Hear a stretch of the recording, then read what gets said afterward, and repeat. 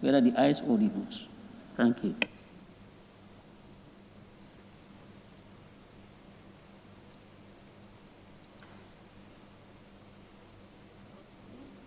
East, are you okay? Well, the last paragraph, this assembly now stands adjourned. I think if we are reporting, we just said this assembly was adjourned, instead of repeating what you have said. He's just repeating what you have said. It should be reporting. The assembly stands adjourned. Didn't we adjourn till Thursday? I thought we said the assembly stands adjourned till Thursday. No, he's saying now. The assembly now stands.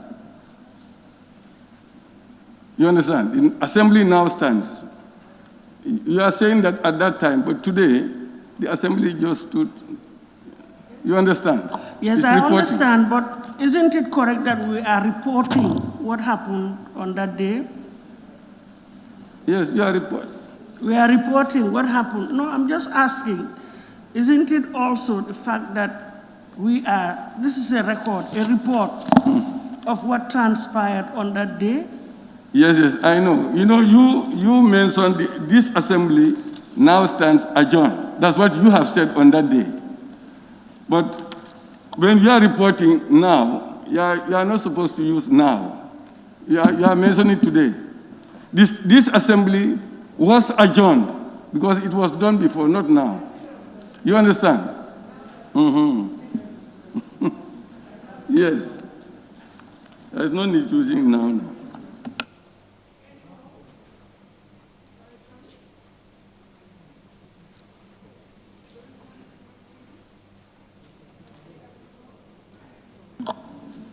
No?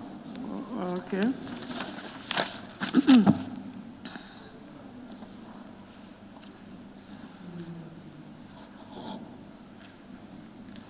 Thank you.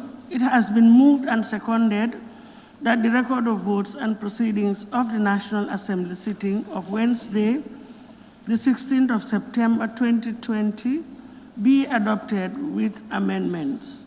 Those in favor, please say aye. Those not in favor, please say no. The ayes have it. Thank you very much. Clerk, can we proceed with the next item?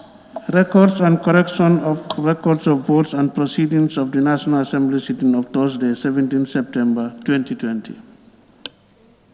Honorable members, the record of votes and proceedings of the National Assembly sitting of Thursday, the 17th of September 2020 is before us for consideration and adoption. Can an honorable member please move that the said record of votes and proceedings be considered and adopted? Yes, Jara Central, thank you.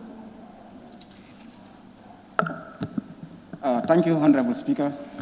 I rise to move that the correction and approval of record of votes and proceedings of the National Assembly sitting of Thursday, 17 September 2020 be corrected and approved. Thank you. Thank you. Any seconder? Yes, Foni Bondali. I rise to second the motion. Thank you very much.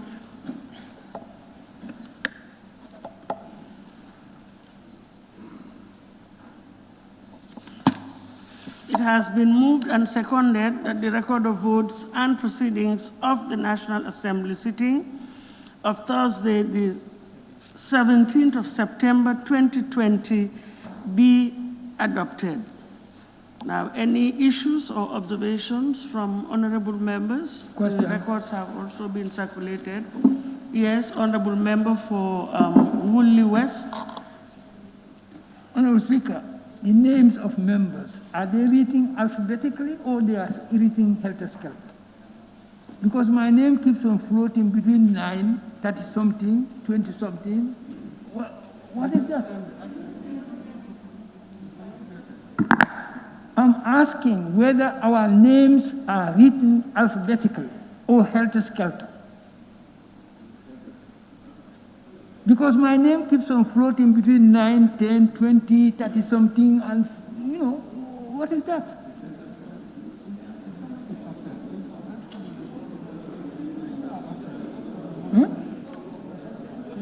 Well, they should. For consistency purposes, they should be reading alphabetically. Consideration, but I am being informed by the table office that we cannot be consistent because at the moment, we'll look into it, as I said, but that honorable members come in, not everybody gets in at the same time. And I also see the table office clerks going around taking record of honorable members present. We've taken notes and it will be looked into. Thank you. Can you start we'll start with page 1? 17 of September.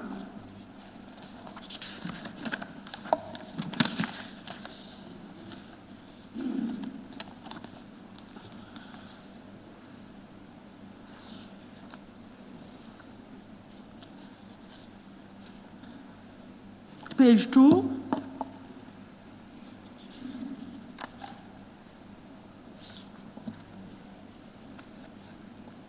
Honorable Member for Bakau, page 2. I'm taking you back to page 1. The honorable member for Joshua was not here on Thursday, and he's on the attendance sheet as present. It will be corrected. Thank you. That's 15. Honorable. It's number Speaker, 15. Speaker. Joshua? Yes. Thank you. Yes, Lower Salon. Thank you, Honorable Speaker. On the attendance, number 26, Suleiman Sao, Central Badibu, wasn't here. Honorable members, 2 honorable members, Lower Salum and Ilyasa. Usually I find it difficult to pick up your words, but not, it's okay, the table office has captured it. Thank you. Yeah.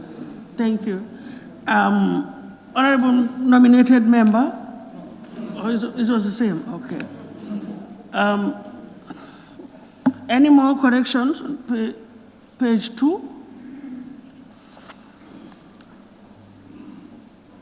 Yes, Sabasanya. Yes, number 41, Alaji Hitso, was also absent on that day.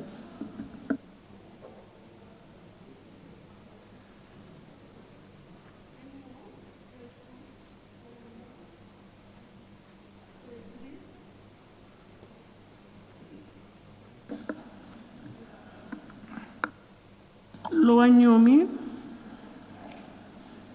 Are you on page 3 or 2?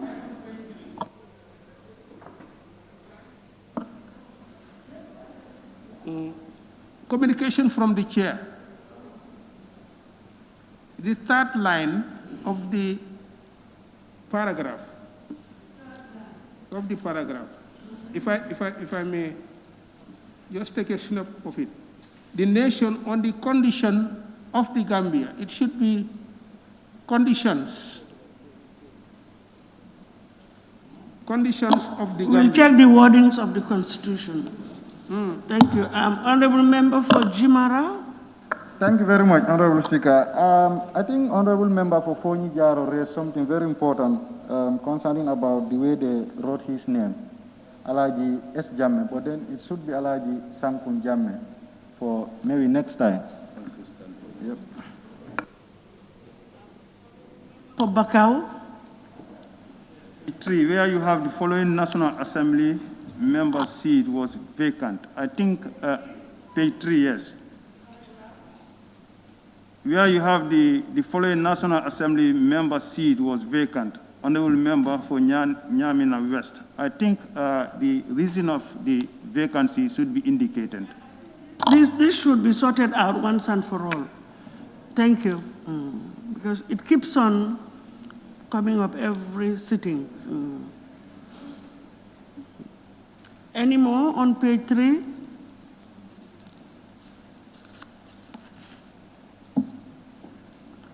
Page 4, Can we? Page 4? No? Okay. Page 5, Woolly East. The first paragraph, second line, the will, Excellency will, should be changed to would. We are reporting.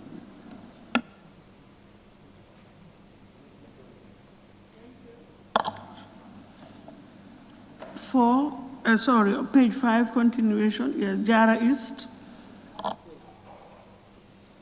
Thank you, Madam Speaker.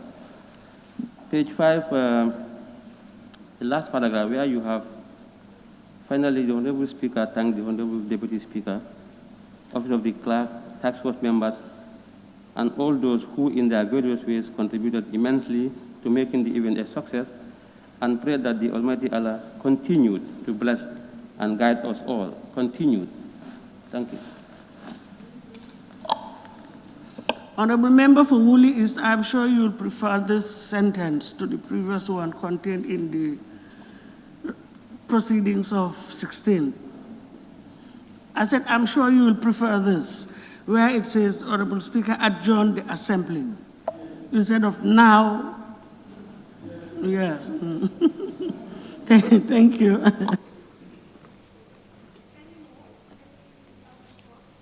Members,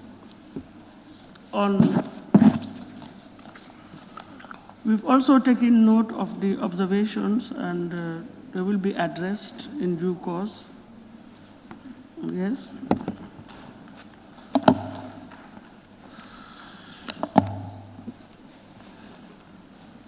Thank you. It has been moved and seconded that the record of votes and proceedings of the National Assembly sitting of Thursday, the 17th of September 2020 be adopted with amendments. Those in favor, please say aye. Those not in favor, please say no. So the ayes have it. Thank you very much, honorable members. Clerk, can we proceed? Bills, Standing Order 7220 and 75, third reading of the Gambia Women's Enterprise Fund Bill 2020 by the Honorable Minister for Women and Social Welfare.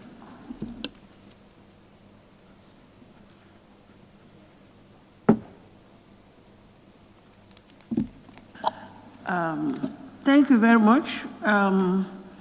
Honorable members will recall that the consideration stage of the Gambia Women's Enterprise Bill, Enterprise Fund Bill 2020 was concluded on Monday, the 14th of September 2020.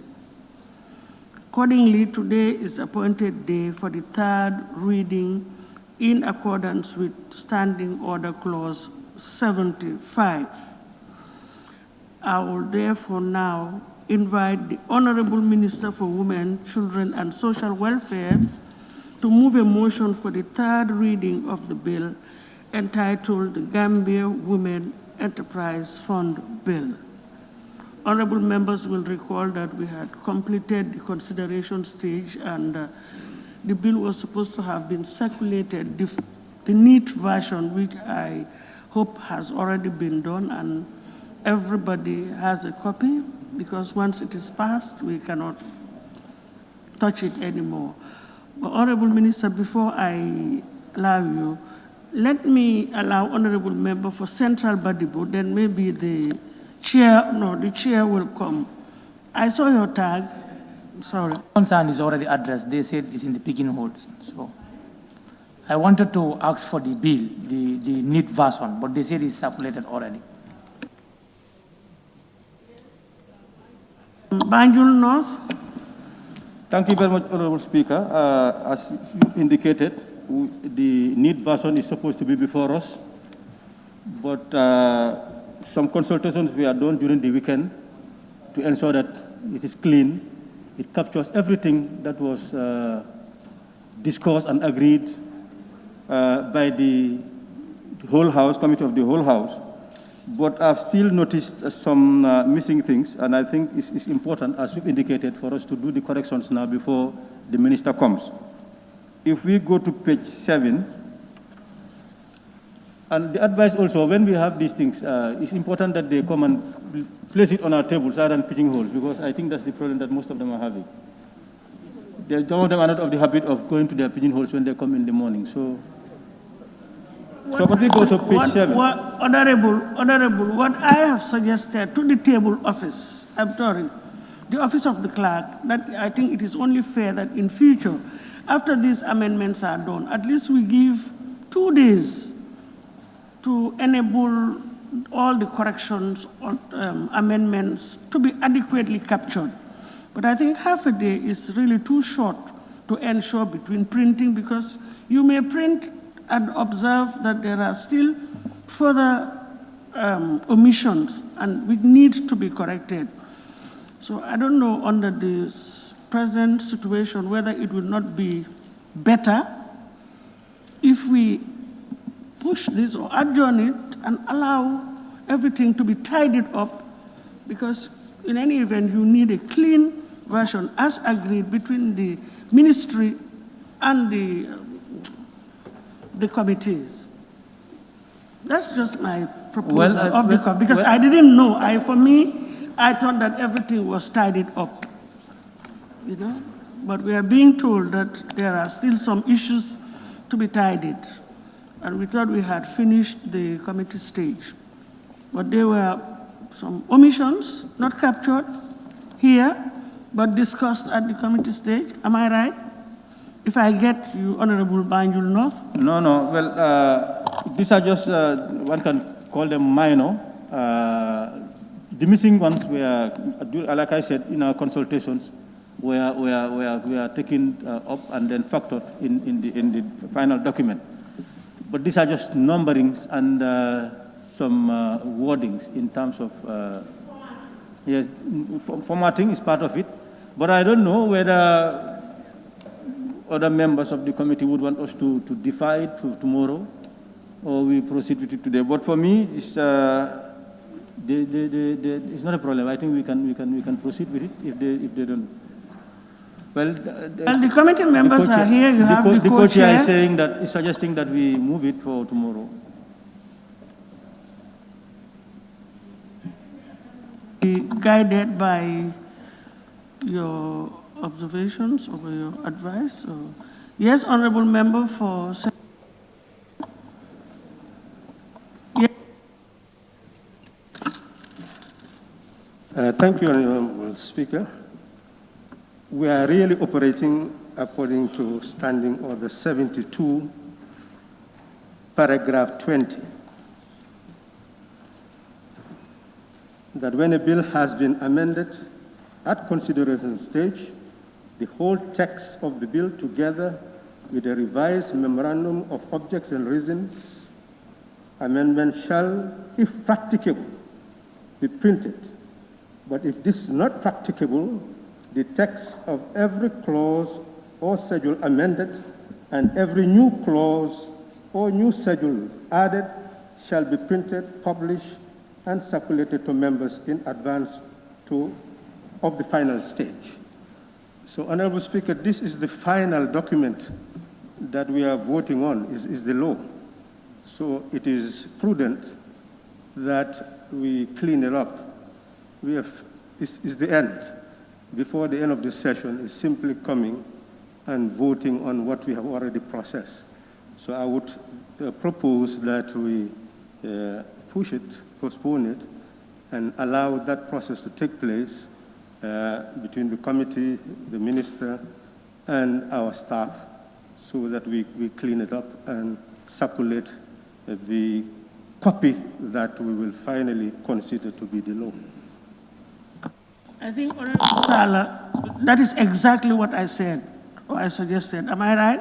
Yeah, that was exactly what I said. And I said I will leave it with the committees. So in that case, we will suspend the deliberation on this bill, that is the third reading, until things are sorted out, because we need to get it printed, final and neat copy printed, circulated to members well in advance. We still have time just to go to the third stage. So, Honorable Minister, I'm sure the committee and also the table office will get back to you so that you can get the bill finalized with printed and circulated well in advance to honorable members for them to ensure that everything has been adequately captured. On that note, we'll push the continuation until later. Thank you very much.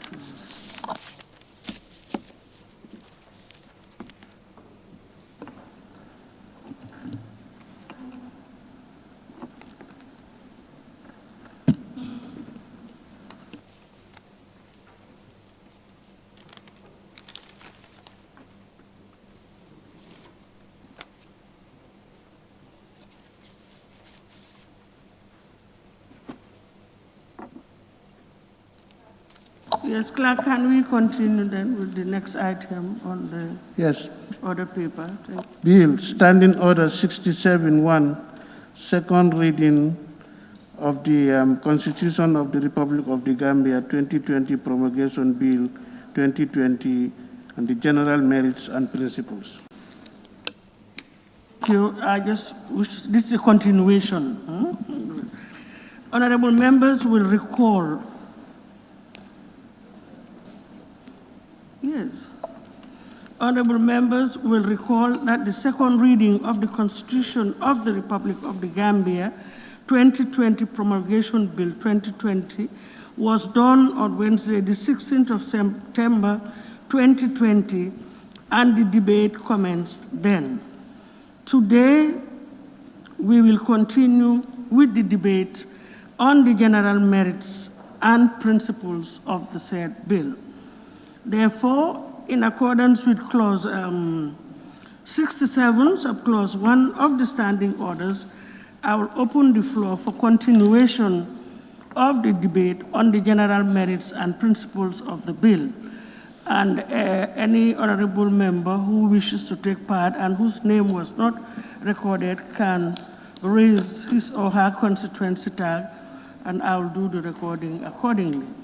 But before giving any honorable member the floor again, I wish to strongly emphasize or lay emphasis on Standing Order Clause 67(1), that the debate shall strictly be on the merits and principles of the bill.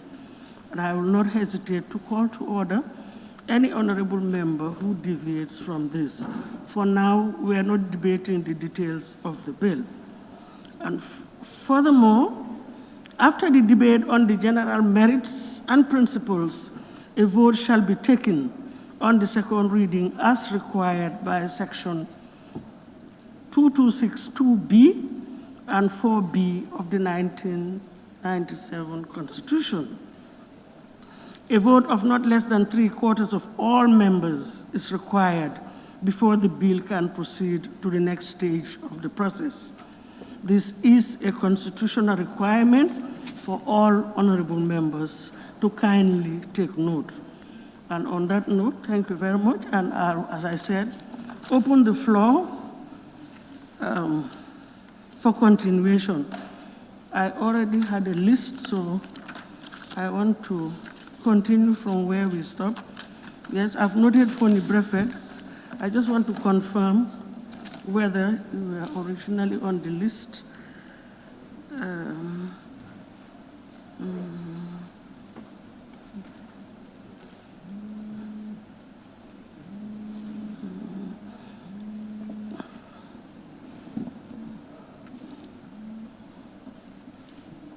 Fonny Breffet, yes, I've taken you down. Honorable Member for Janjamburi. Thank you.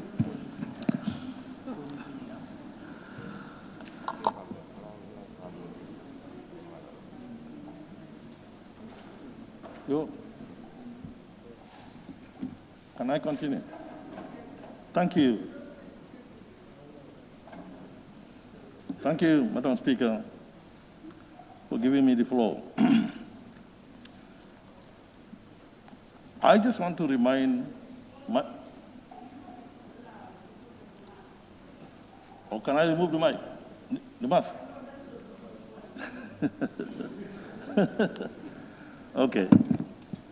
I just want to remind myself and remind my fellow National Assembly members. One of the reasons why the entire Gambia decided to go in for a new constitution. First of all, if I stand here today and hold this constitution, I don't think I'm holding the right constitution, because this has been doctored more than 50 times. So this is not the right constitution. Secondly, Willie West has said it here, that in this constitution, the Gambia was not defined. So there are a lot of salient issues that are not in this. And at the time of when the act was coming to this parliament, I don't think there was anyone here who would have gone against this constitution.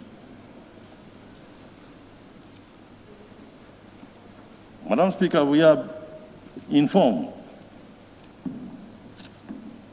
according to the report, that the process they took, that we asked them to do, because the act was approved by us here. So in other words, we asked the CRC to prepare this document. And how did they do it? They informed us that they went according to the act, which was prepared by the executive and sent to us for approval. They informed us that they had 263 focus group discussions all throughout the Gambia, which involves more than almost 8,000 people individually. And a lot of processes that are all mentioned here.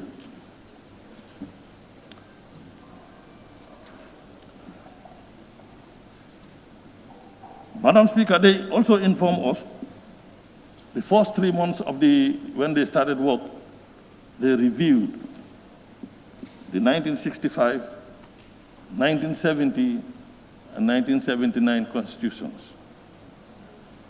Unfortunately, I would agree with some of my honorable colleagues that I think the Kenyan one should have been included here, so that when you quote from it, it can be valid. But it is not. That's unfortunate. Again, we are being informed that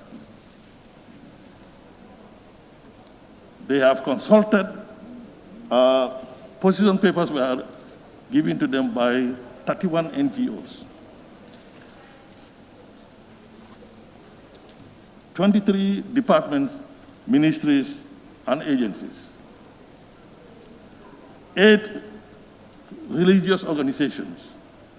I don't even know that we had 8 religious organizations in this country.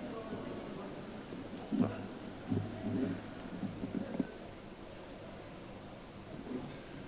Okay, you want to observe? Yes, I want to make just clarification. I don't know whether you remember.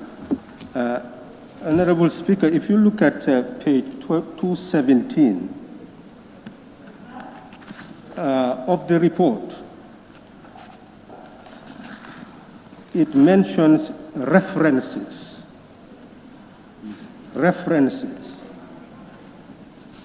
Page 217. And if you go to page 219, item 30 and 31, 32, 33, 34, you will see the Ghana Citizenship Act. With you, can you just refer me to the relevant? Yeah, I page miss your pages. is the report, Okay. report of the Constitutional Review Commission. Okay. The On the one draft. that I have is the, I'm using the gazetted copy, that's why. Okay, no, not the copy itself, but the report. Yes, the report, page 217, has references.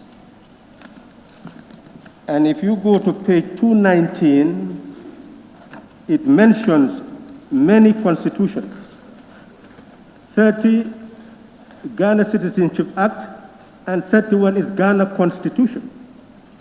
32, Malawi Citizenship Act. 33, Malawi Constitution. 34, Kenya Constitution.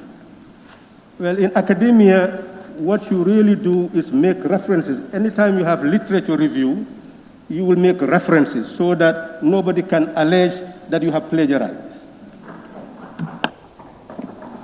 Thank you. Thank you for the rectification. I have not reached to that portion. Maybe that's why I didn't see it. And we are informed that 10 international governmental organizations put in their position papers. 98 individuals, which any one of us could have done. In fact, I want to say this, Madam Speaker, that National Assembly members had the opportunity to have met with CRC on numerous occasions. I stand to be corrected, but I think they had meetings in every district of this country. And some of us here had more than one district in their constituencies. So the opportunity to have met them was numerous, but we did not. The National Assembly was consulted through the right committee, and I think, if I'm right, they said in their the position paper.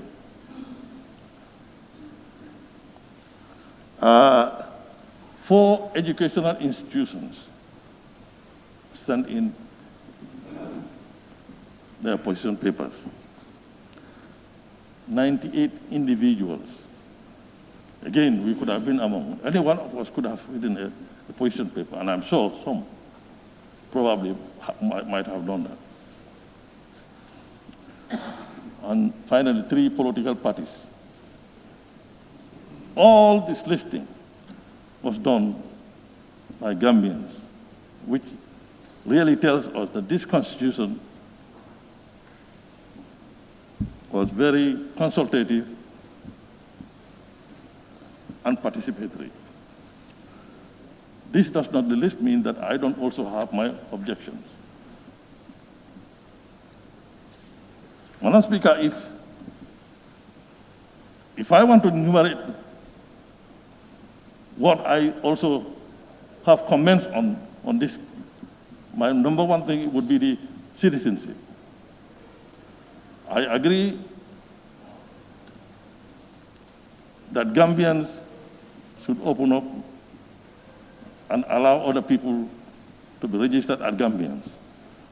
But we are saying, we are not refuting it, but let it be in the right manner. Let it be in the right manner. Go and do the neutralization or whatever in the right manner. That's all. That's all we are asking for.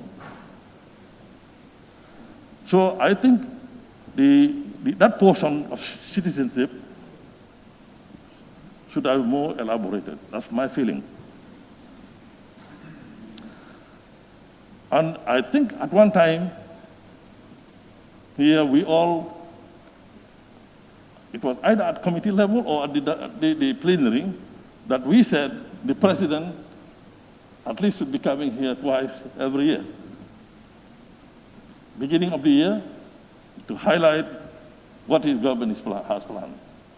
At the end of the year, to come and tell us what they have achieved, what they have not achieved, why they have not achieved.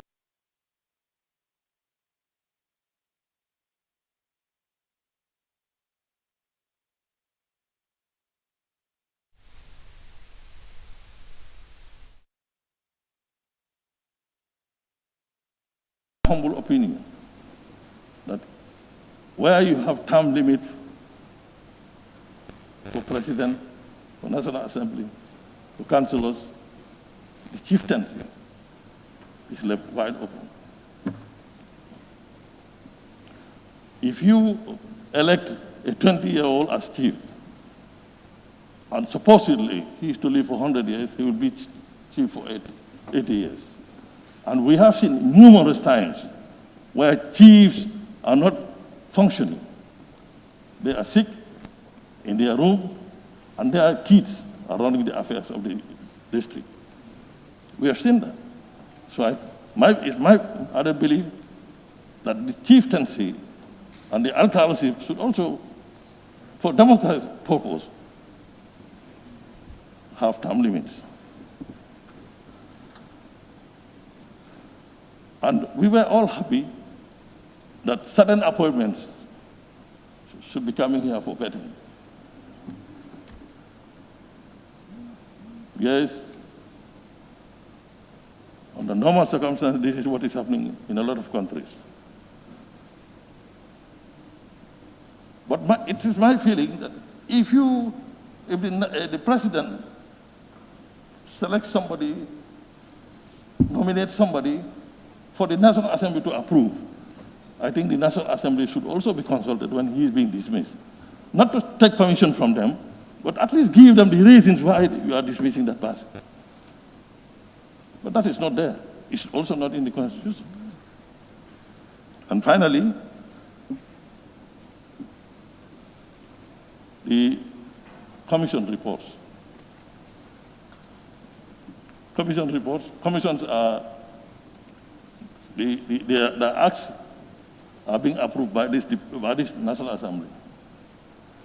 And what normally happens, we have seen just recently when commissions have been summoned and we approve them and we don't even know what the report contains. I think there's a flaw there also. But all this I'm saying are my personal opinions. Is this the opinion outside? Is this the opinion even inside here?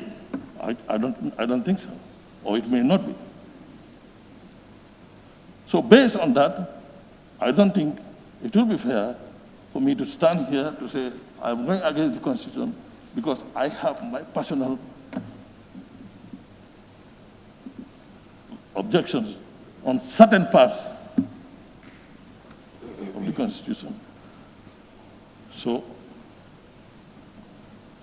I am again advising myself and my fellow NAMs, a lot is at stake. 164 million had been spent to produce this. 164 million. I would have been very happy if they had given that to agriculture so that we buy equipment for the farmers. But no, it had been spent to produce this.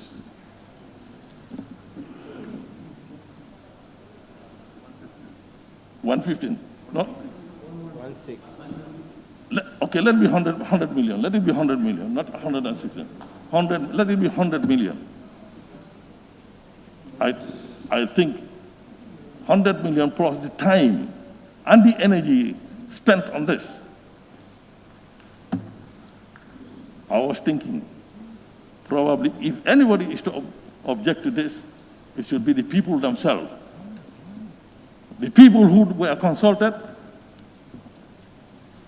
the people whose ideas are in this, should be the people who would say, yes, we disagree, because this is not what we had agreed when you came here. So we are rejecting it. That's my humble opinion. Today, after these debates, the onus is left onto us. If this passes,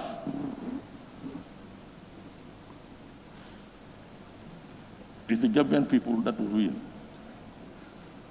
If it fails by us, I think we will not be in the good books of the people. Because, Madam Speaker, these days, a lot has been said. A lot is going on since yesterday, after today, on this Constitution. So there is a definite need for us to rethink.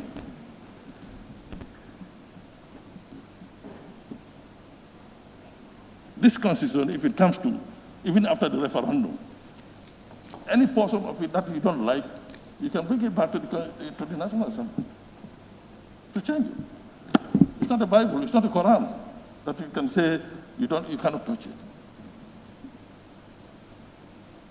So this is why I am appealing to my fellow nouns. Let's reconsider our positions. Yes, there are one or two things that we may have objections on in this Constitution. But we must always remember that it is your personal opinion about it. And your personal opinion, if it does not coincide with what was told to the CRC when they went to the people, I don't think the CRC would do a good job by putting your personal opinion here and leaving out the opinion of the people.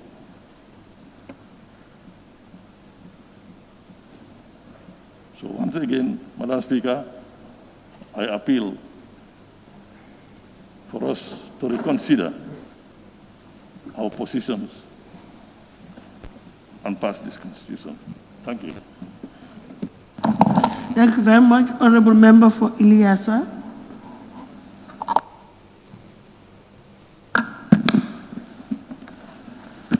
Thank you very much, Madam Speaker, for giving me the floor. Before I'll go further, we have heard or you read and we hear so many opinions from CRC. So now what we should do now is to establish facts. That's what we should do. Madam Speaker, when I read this Constitution, at the draft, I was highly convinced that this is one of the best constitutions forever. And Madam Speaker, I was very disappointed to hear that most of the NAMs were saying that this is a carbon copy. Madam Speaker, let them I'll ask them. And also, I'll inform the National Assembly that there was only one original, which God had created, that's Adam. The rest were carbon copies. And I was even happy when I heard from you that you hardly understand my language. I was happy. But this is how my father speaks. So I was very much happy to hear from you. But now, even if I point out that among MPs saying that well, you are not a carbon copy of your father, how does that person feel it? Uncomfortable. The CRC, they did a wonderful job. Because if you could allow me, if I refer you the report, page 32 of the report, if you could allow me to read, 97, the CRC, they have contacted about 874 people, took part face to face. And out of that, 818 individuals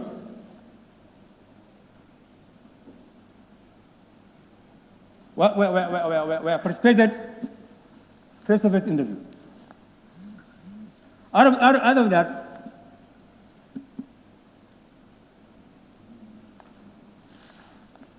56 individuals volunteer to go and see CRC express their view.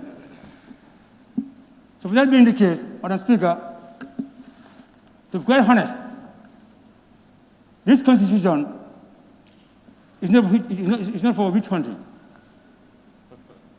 for anybody. Because the people who vote you in were asked by the CRC and they told them their view. And this is where they want them to govern them. The people who vote for you. They want them to govern you the way, in a manner, CRC has called from them. So there's no reason why people are saying that this is a common copy from Kenya. It's under the same. You can't be perfect. Unless, Madam Speaker, you collect ideas from people. From there, you'll be able to govern people. Otherwise, you're going to be a good leader. Madam Speaker, I have no doubt on this constitution. Only few remarks that I will point it out during the committee stage, that the rights that of women, and qualification, and nationality, and time limit. And Madam Speaker, I think it is not even necessary for us to debate on time limit. Let's try to recall the past. We are once against the First Republic and the Second Republic. Because of what? Overstay. So at least to punish yourself, Madam Speaker, and to be godly, and to punish yourself, and to be sincere, Madam Speaker. If you are here to, for the interest of the nation, not for your own interest, at least you should accept inclusive, Madam Speaker. May I remind my fellow citizens, during that 3 years demonstration, they were not succeeded simply because the Constitution says that the president should stay for the 5 years, not 3 years. That's why we are unable to stay at this time. Let me remind these people again. Why is this man, the ex-president of Nigeria, Jonathan, only served for only 4 years, and is the highest ex-president in Nigeria, over Nelson Mandela, after serving for about 26 years in jail. But he was there to fight for freedom. But why should he, why, my question is, why are they even greedy? Questioning for over 15 years, why? And on my final note, Madam Speaker, I aspire to Holy Quran as a pure Muslim. If this constitution has failed, in that constituency, and myself, I'll point my finger to the President. Honestly speaking, if this constitution happens to fail, and they will enjoy it as everybody, in this state. Because according to speak, what I heard, we talk about the election, but there was no emphasis on this constitution. And then that might stand. It's one of the best constitutions so far. My point is that it's women's rights. I will talk about it later. But before I take my seat, Madam Speaker, if the National Assembly members refuse to endorse this constitution, the future will tell. Thank you very much. Thank you very much. Honorable Member for Fonyi Jarol. Thank you very much, Honorable Speaker, for giving me the floor. If I'm to start first with the issue on the table discussed, I would say that this is a conspiration against the 1997 Constitution, and which, may I assure you, that it will not work. Okay. Honorable Speaker, going through the document, with consultation with my people, who through them I am here as a National Assembly member. We went through the document, and what we came out with is that there are many irregularities, many loopholes that needs to be looked into for whatsoever. You know, we cannot be fooled twice as a country. I mean, we have to be very careful. It is this 1997 Constitution that has made you and I and the President to be what we are today, because we were all sworn to it. And up till date, it is that document that the government is still functioning on. So, while you repeat, we can make amendments, go through into some of the necessary or unnecessary things that we think are not fit to be there. We may change. Saying we have spent 116 million, I mean, that's nothing to me, because it's all about life. This is all about governance. This is why sometimes when you are taking up things, you have to be very careful and study it thoroughly. Don't just say because I am in power or I am over you, so I have to do whatsoever. Most of us here, we are opposing the coalition government. And you are the very people who came up with that coalition selection to get this one there, president. And now we are saying no, because of certain, weaknesses that are prevailing. So should we also allow, going through this document, the same thing to happen? I have my reasons, as I said. Now, by the way, if I may refer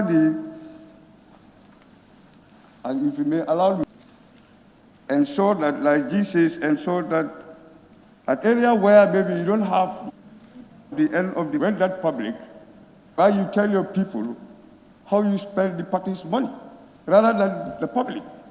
It's not like a government where everybody's monies are put into, but for parties, not everybody's monies are put into. It is only those people who are in the party who contribute to the welfare of the party. So it is important to let that people know.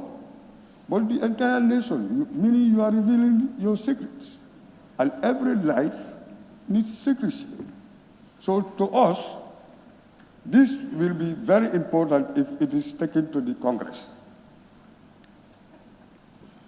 Now you move to, again, on Section 85. Section 85, here on subsection 2. Madam Speaker, the executive authority vested in the President includes upholding the values and principles of this Constitution and all other laws validly, and you underline that, enacted by the National Assembly. So do the CRC want to tell us that whatever we enact here are not validly enacted? So the word validly, to me, should not be there. So if you are to maintain that validity, meaning then the National Assembly has not, enacting, issues that are valid. So to us, we forget about validity or validly, and then say, and all other laws enacted by the National Assembly. Simple. Honorable Speaker, to be honest with you, I know many people are talking. You go to the media, go to ghettos, anywhere, people are talking about this issue. And you have to be honest. We are all represented by people, or we are representing people, and it is these people who put us here. So people have different opinions.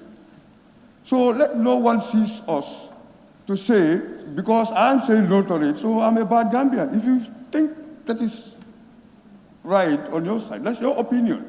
But my people who brought me here are saying that let me not see that this document should be something that I should agree to.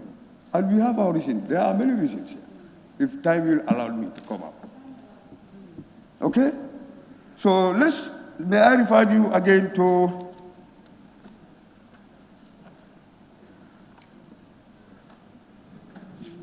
Section 89, Subsection 2, which reads, the address by the President shall relate to matters concerning the state of the nation and may include previous, current, and future policies of the country. May. So it is not mandatory. He can say what has happened past or not. And we would want to know what the President has been doing in the past. Because that present situation, you are telling the people what you have done, what your achievements are or were. But now if you say may, that is not mandatory. He may, or he or she may, or may not. So, but if you should say shall include previous, which is very true, shall include previous, the President should tell us what achievements, his or her government had achieved. And then again, 97. If we can go to 97, Honorable Speaker. You avoid the details for the time being. Pardon? You can deal with the specific sections, but just the general principles of it. Let's try to avoid the details for the time being. Yeah, but the way I think, because I'm getting from the bill. So I think I'm on the right track. So, I said page 97, or before 97, can we see 94? On page 42, disqualification for election as president.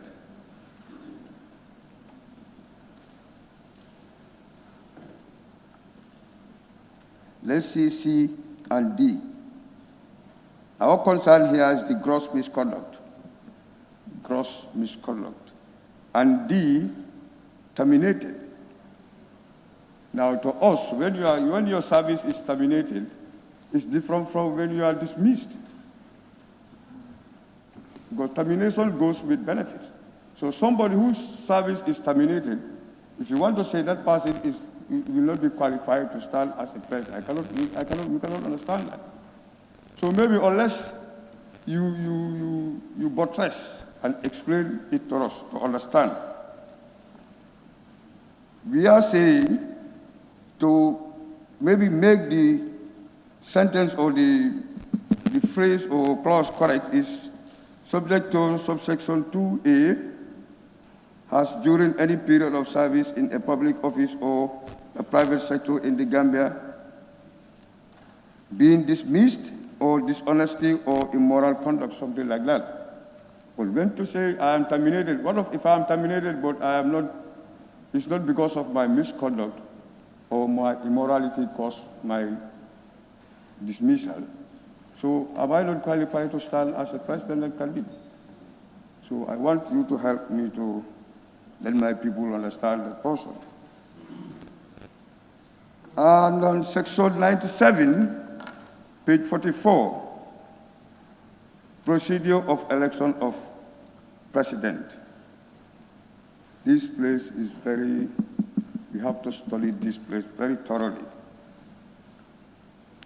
Like it says, if I may read, 97, 1, 2, 3, 4, especially 4, where it stated that at the first election, more than 2 candidates received equally the highest number or second highest number of valid votes. The candidates who received the highest number and second highest number of valid votes shall participate in the second election unless any of them withdraws his or her participation. Like, for example, this is a mathematical work. Like, you have 5 presidents, 5 candidates. That's 2 for the election. And maybe A got 36, B 28, C 28, 5E, sorry, D 5, and E 3. Sum that up, you have 100. You go to the second round. Now it is A, B, and C, because they kept bracket, went for the second round. And there you have 33, A got 33, B got 35, and C got 32. So here, by the Constitution, you should have 50 plus. By looking at the March calculation, the second person who got 35 in the second round did not got 50 plus 1. So I want you to explain to us, how is this man qualified to be the president when at the first round, the first got 36. There he is not considered. You went to the second round, and then you have somebody who got 35, and that man is chosen as president. So I want you to explain it to us to understand. Okay? And then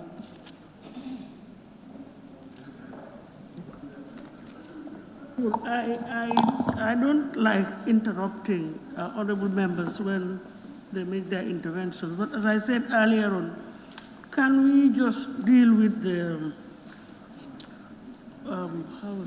the merits and the principles? It appears as if you are going into the details to the extent of even doing some mathematical calculations. I stand to be corrected, or Sandu is not here.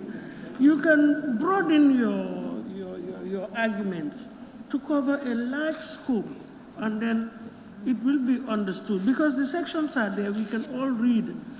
And anyway, Tobai. Just a second, let me learn. Honorable Serekunda, please. Let me just, yeah. Are you with me? Are we together? Yes, I'm with you, I'm with you. All right, if you can, please. Okay. Can you respond? Honorable Serekunda is drawing your attention. I think he wants, I don't know what. Clarification? Well, I hope the honorable member is guiding us properly in terms of the interpretation of what he is saying. What this seems to be saying is that if you have the person 35 and the second position you have 2 people having 33, then you have a problem there. All 3 are there. One is first, the other 2 are second. So if the other 2, one drops, you can still continue. Otherwise, all of them will have to participate. So I don't know, what are you guiding us? What is? No, what I'm trying to say here is about the details for the time being.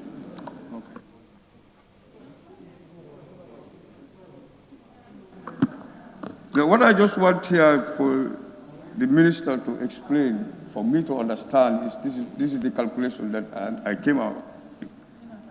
Because I said first round, you have 2 brackets, with one leading the scores. Now going for the second round, there now you don't have brackets, but you have 33, 35, 32. And that's why, according to this constitution, the elections stops there because there's nobody that has given up for the honor. Now, in this event, how are you going to go up again? Where there is nobody amongst these people who has plus 51. This is what I want to understand. And that's why the election stops.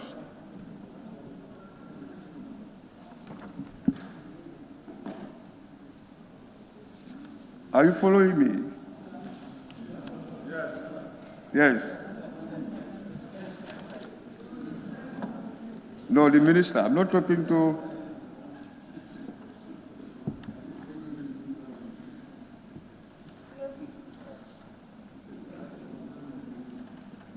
Okay. Honorable Speaker, as I said earlier, the 1997 Constitution should have been looked into for amendments, and I'm even more disappointed when all of my fellow members here stood to say there were many allegations against that 1997 Constitution. It was a soldier constitution, it was an APRC constitution, you name it. But where are the people? For 22 years, a document. And the National Assembly has been existing up till today. There is no challenging except when this time came up to say, let's review. Some said it here, no need to review it, no need to get another new one. Can't we go through and see how best we can make some changes or bring in those that were deleted and see, so that we'll have at least not that much cost, as we are saying, because I think it's going to be lesser cost than what we now expecting. And let me tell you, it is not also bad that you send your child to the shop to buy you something that you want. That child went to the shop and did not come with what you want. What do? You ask the child to go back and get what you want. So if the same comes, this constitution has come. We have asked these people to give us what the Gambian people want, and in turn, it did not happen in the way we wanted. Obviously, we have to ask them to go back and bring in something that we are looking for. So it is not bad. It is only when maybe you don't care about whether the child has done right or wrong. You don't care about it, so you will not worry. But for us, we've sent CRC to bring us or to give us as expected, and it is not done in that right way. So what do you want us to say? Go and redo it properly, or we continue on our 1997 Constitution. We amend it, see how best we can put things together, because it is for the whole Gambia. I mean, for 22 years, it's not 22 days. And we have seen what they have been doing. So if that constitution, it is the people, in fact, what I sometimes say is it's the people who face the constitution, not the constitution that fails the people. Because we are the people who do the works or the instructions of the constitution. So if we fail to do so, then it means we are failing our own selves. So this is what happened. And let people not fear. Because others would say, yes, if you retain the 1997 Constitution, Babil Mansa will come, and when that happens, many people will run away. Who is Babil Mansa? Who will make people to run away? Is he not a human being like you and I? So, let's see what benefits the Gambia and what can Madam Speaker, forward. the member is deviating. Making an observation. You have to be clear what you want. Yes, observation. Observation, Honorable Member for Fonyi Jaro M. Yes, No, Jaro. and in fact, he has even followed the rules. You are not allowing... No, I don't allow him. So, in short, madam, and if you go to the judiciary, and before there, the National Assembly Service Commission, if you look at it thoroughly, Why inviting other people to come and interfere in our own, administration? Like, creating 3 people, something like that, if I can quote it rightly.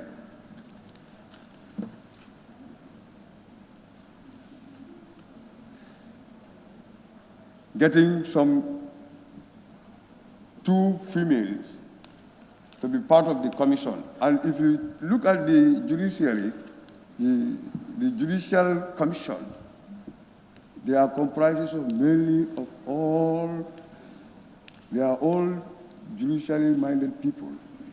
Are those not details? Considered, are the details? No, madam, the number of, you have to understanding. be able to distinguish between generality and details. But this is what I'm trying to put to you. But then I'm only just, if you don't want me to give my consent, well, I mean, I don't know then what kind of a democratic system is this. Anyway, on a serious note, the parliament, we have to be very serious because otherwise the legacy that we want to come up will make us one of the worst parliament so far. Since from the creation of parliament in the Gambia. So we have to be very careful and be very honest to our people. This is the opinion of my people that this 2020 constitution is a conspiration, is conspiracy constitution against the 1997 constitution. So it will not work. And you underline that it will not work. So I thank you. Honorable Member for Funi Berefet. Thank you, Madam Speaker. Berefet, you're quite right. Madam Speaker, thank you very much. To begin with, let me seize this opportunity to thank the CRC for doing a good job. I do appreciate what they did. However, it's my responsibility also to look at their work in detail as a representative of the people. And it's important also to reflect the minds, the ideas, and the ideology of the people I represent. Madam Speaker, a lot of issues that I want to raise have already been raised by my colleagues. And as a result, I don't want to take too much of time or to be able to repeat them. However, I want to pick on 2 issues in addition to ones that are already raised, to bring that to the light of this General Assembly. That's the issue of the judiciary. I think the issue of the judiciary, that doesn't mean to say that I am downplaying their importance. Of course, they're equally very, very important, like any other institution. But my observation has indicated that there's kind of preference being given to the judiciary, and I will tell you why. That's the first thing is their retirement benefits. And if I just quote from what I've summarized, a retired Superior Court's pension increases as the salary of a serving Superior Court equally of the same level increases. If this is applicable to all other institutions, I am okay. But if it's not, to me, it's judiciary bias. And this also displaces economic burden on our already a fragile economy. The second issue, Madam Speaker, is judicial budget. And let me first point of order, please. Yeah. Upper Flodu. Can you, sorry, quote the relevant? Yes, unless I am not. Point of order. Which okay, authority? point of order is okay. Just quote your relevant section 23. And go ahead and Clause 23 of the standing orders. Madam Speaker, now, unless I am not understanding, members are going into clauses of the Constitution and trying to lay their concerns. If that is the case, we cannot stop anybody from going into the Constitution. Observation, Madam Speaker. And I am on a point of order. Point of observation. No. Honorable members. Point of observation, Madam Speaker. Could he refer us to the relevant point, please? No. What is the relevant provision or Honorable clause? members. Please, I can assure you that I will try to conduct only one session. Honorable Speaker, we're asking for the... No, I'm not going to entertain. We are not going to have two sessions. Neither are we going to have dialogue. Honorable members have the right to intervene, but let us do it procedurally. We cannot be shouting from one side of the assembly to the other, talking at the same time. In fact, it's not even permissible. Exactly. We cannot do that. So let us exercise decorum. Anybody who wants to raise an objection, a point of order is entirely at liberty to do so. No, okay. Just cite the relevant provision. We will see if it is applicable or not. I have cited Alternatively, if it is an observation, if the honorable member who is on the floor allows you, fine, we will proceed accordingly. But what we should all avoid as responsible and matured honorable members, let us not be interrupting each other. Thank you. We can all listen and see if we are on course.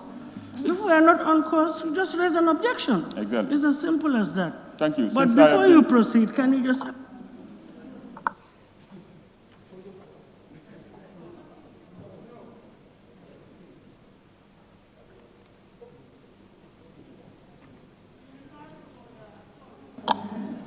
Honorable member for Upper Fuladu. Thank you, Madam You Speaker. referred to which clause? I just want, it's nothing to do with what he's saying. I just want to know, come on, guys, don't be silly, man. I have referred to the clause, section 23 of the standing orders. Yeah? I have. Listen, guys, have decorum. Please.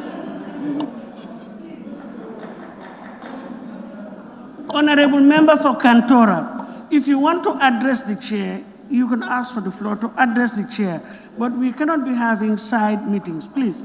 Honorable member for Upper Fuladu is on the floor. And I will take this advantage now to warn the honorable member for Madam Speaker. Madam Speaker. Please, okay, no. Thank you. No. Thank Honorable This member is violating the rule of the Parliament, Madam Speaker. This is violating the rule of the Assembly. Unless you don't want to proceed with your... I want to, yes. Then go ahead, otherwise I'll give the floor to somebody else. Thank you. My point is you have raised it time and time again to remind members that we should not go into the details of... Point of order, Madam Speaker. Point of order. It's violating the rule of the Parliament. Madam Speaker, point of order. Madam Speaker. Point of order. Madam Speaker, let the member confine himself. You said point of order. You cannot put the correct point of order. Clause. Shut up. You don't know. Shut but up. you don't know. You sit down. Don't try to be here to be disturbing people, distracting people's attention. Madam Speaker, that cannot be continue entertaining.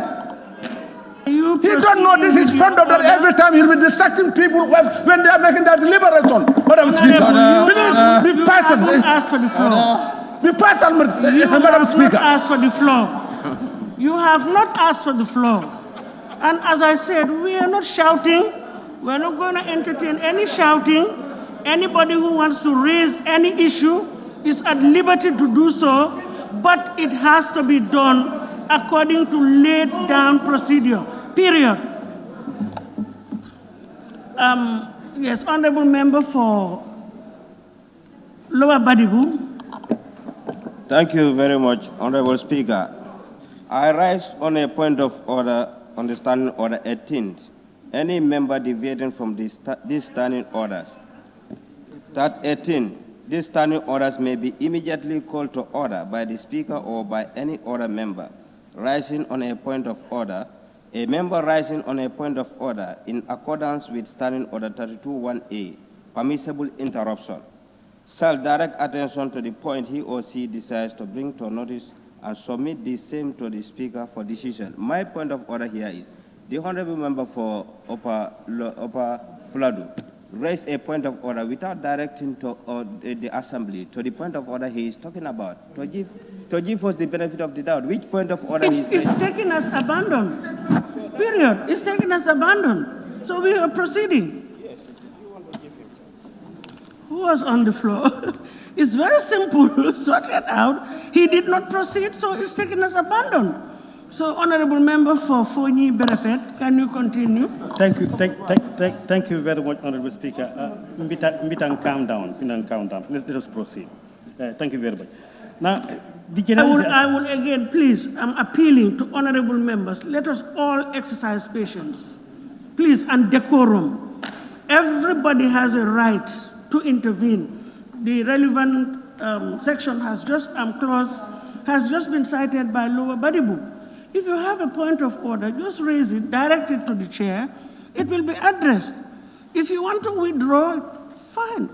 If you have an observation, you can ask for permission. If it is granted, you proceed. If not, that will be the end, and we proceed. But we cannot be just raising our voices at the same time, everybody. We will not hear each other even if we all want to speak at the same time. It's just an appeal, please. Honorable members, let's exercise decorum. Yeah, Berefet, please, thank you.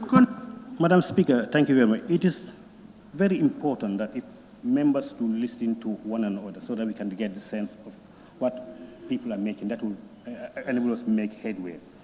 But in general, I'm talking about the issue of the judiciary that earlier I've said have been given economic preference. And I try to explain that. I've highlighted the first issue, this question of the retirement benefits. And the second issue is their budget. The budget, in considering the estimates, the National Assembly shall not, which is mandatory, reduce their budget. For example, last year's budget, we cannot reduce anything less than last year's budget. And let us remind ourselves, we are a tax-based economy. Our budgeting system is also based on program-based budgeting. Now, if you say a particular institution's previous budget cannot be reduced, what happens if priorities change? What happens if the funds are not available? So that means you have to compromise other institutions which are equally important, just like the health, agriculture, and education, to satisfy the mandate of the Constitution. So it's where I have a problem. The National Assembly shall have the power to reduce or increase any institution's budget, which is fair enough, because our budget is based on availability and prioritization, because we have limited economy and limited finance. Therefore, there's need for we to prioritize our budget and our expenditure. But you cannot say institutions' budget cannot be reduced. For me, that needs to be reconsidered. And in addition, that same fund, they should become independent the way they manage their own funds, and their funds, the appropriations should be to be deposited to their account on quarterly basis. Emphasis shall be deposited into the accounts on quarterly basis. That takes us to the same issue. What happens if funds are not there? If funds are limited, it means do we have to take from health to satisfy that constitutional mandate? Is where I have a problem. Madam Speaker, in conclusion, it is very, very important that all issues that are being raised be considered. I don't know how do we proceed from that, but it's important that these vital issues that has been raised by the citizens, by fellow NAMs, is worth considering. This will avoid the Constitution being amended several times. I understand the 1997 Constitution was amended 52 times. But if the concerns raised are not being taken care of, I'm afraid this might be amended 2 times 52. So in conclusion, Madam Speaker, it's important actually that members look at it thoroughly. And that's not just to say, if a particular member objects the passing of this bill, that doesn't suggest that he or she did not make any consultation. It is our responsibility, hence we are people's representatives, to make consultations with our people. And for me, I'm not quite sure whether all have done it, but for me, in passing, I have done exhaustive consultation with my people. And they have come up with certain issues. Earlier I said I don't want to proceed because some of those issues have been highlighted by previous speakers, so I don't want to prolong the discussion and take much of the Assembly's hearts. The issue of Constitution has been mentioned over and over by members. That also needs to be thoroughly looked into. to avoid what had happened in other countries. I think history has indicated that in Ivory Coast previously, there was a problem like that. So it's a very, very sensitive issue that we need to look at critically. And to sum it up, Madam Speaker, as I said, actually, it is important, finally, that let us take note of all these issues raised. And also let us respect each other's opinions. Now, signing the follow-up with national to say, I found a group of members who are trying to advocate to fail the draft constitution, let not pass second stage. It is your responsibility to convince. Because as a National Assembly, what you could do is to convince others. But you can't avoid people from speaking their minds. Perhaps some people are not very well informed. If you approach them and try to speak, you may convince them. But failing to do that, but speaking aggressively, will yield no results. So it's important we respect each other's opinion. If you want to make a headway, Madam Speaker, I want to thank you very much. I beg to take my leave. Thank you very much. Honorable Member for Jimara. Thank you very much, Honorable Speaker. I think mine will be the shortest. I will also join my colleague to thank the CRRC for a job well done. Honorable Speaker, as at now, I didn't make any decision whether to vote yes or no. I want to make it very clear. I didn't make any decision to vote yes or no until my concerns are answered by the Honorable Minister. And those concerns are, Honorable Speaker, the CRRC make a consultation in most of the regions and constituencies, including political parties. But then I have gone through the final draft constitution. Most of the issues raised by the people and the political parties are not put in the draft constitution. And my question is, will it be possible, Honorable Minister, to put those issues which was raised before we adopt it in the National Assembly? Honorable Speaker, I think those are the things that I have. Thank you very much. Thank you very much. Honorable Member for Sabasanjal. Great. Thank you very much, Honorable Speaker. Let me begin by thanking everybody and recognizing the presence of the media and everybody here. I also want to register my sincere appreciation to the efforts of the CRC. They have taken a daunting task to come up with such a constitution.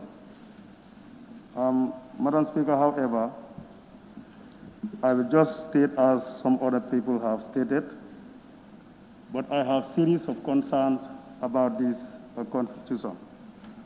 I may not exhaust all what I want to say or all what I observe, but I will select few among them, and I would like some clarification on them by the Honorable Attorney General, and there I will draw the curtain. Madam Speaker, first and foremost, I want to talk about the separation of power. The essence of democracy is the principle of separation of power and good governance. And I think we are all dreaming that fundamental system. Madam Speaker, when I look at the draft, I don't see any power being separated from the different arms of the government. I can even say there is one arm of the government which is more powerful than the rest of the others. Madam Speaker, to me, this is not justice, and it will not give us good governance. I will specifically mention the National Assembly, being the legislature, has been given tremendous powers, which I think is going far beyond their boundaries. Madam Speaker, for the sake of separation of powers again, Parliament have the mandate to enact laws, perform oversight, and many other things. Now, looking at the draft, the Parliament is mandated to engage in the activities of the executive, to engage in the executive of the judiciary, and there is no organ of government who has hand in the parliament. What type of separation of power is that? So I am really doubt if we go by this, we are inculcating or we are bringing a dictator parliament. Today I am a National Assembly member, but tomorrow who knows whether I will be. Therefore, Madam Speaker, I strongly, in the most strongest term, condemn National Assembly participating in the affairs of the executive.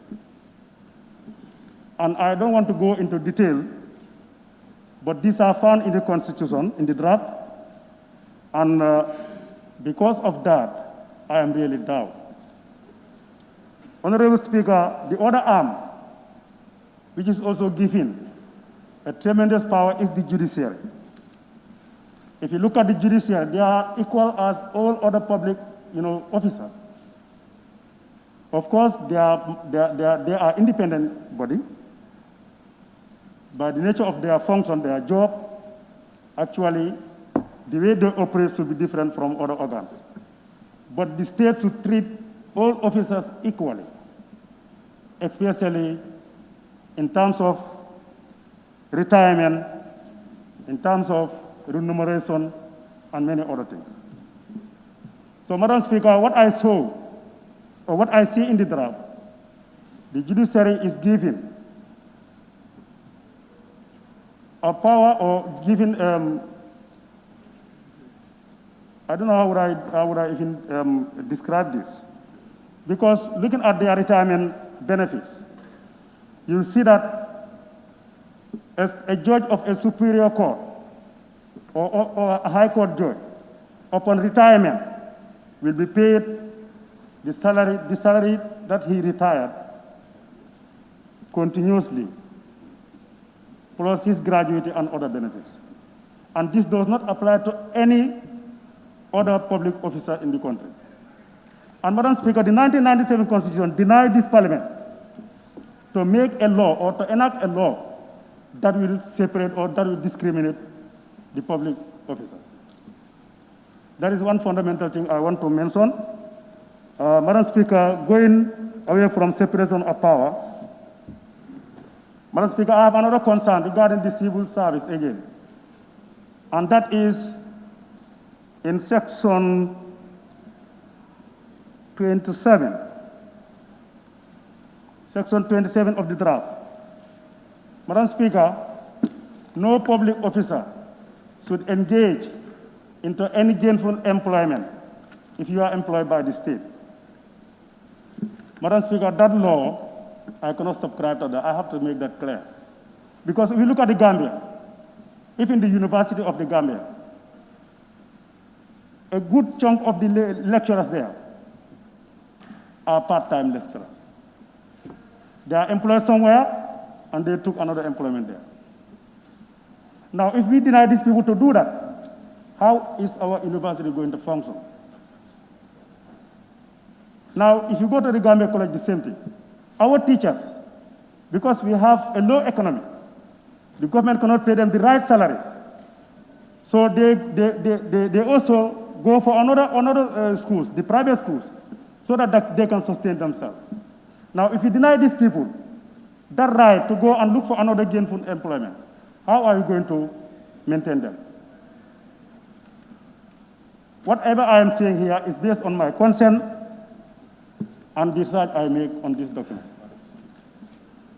I have facts to explain all those things.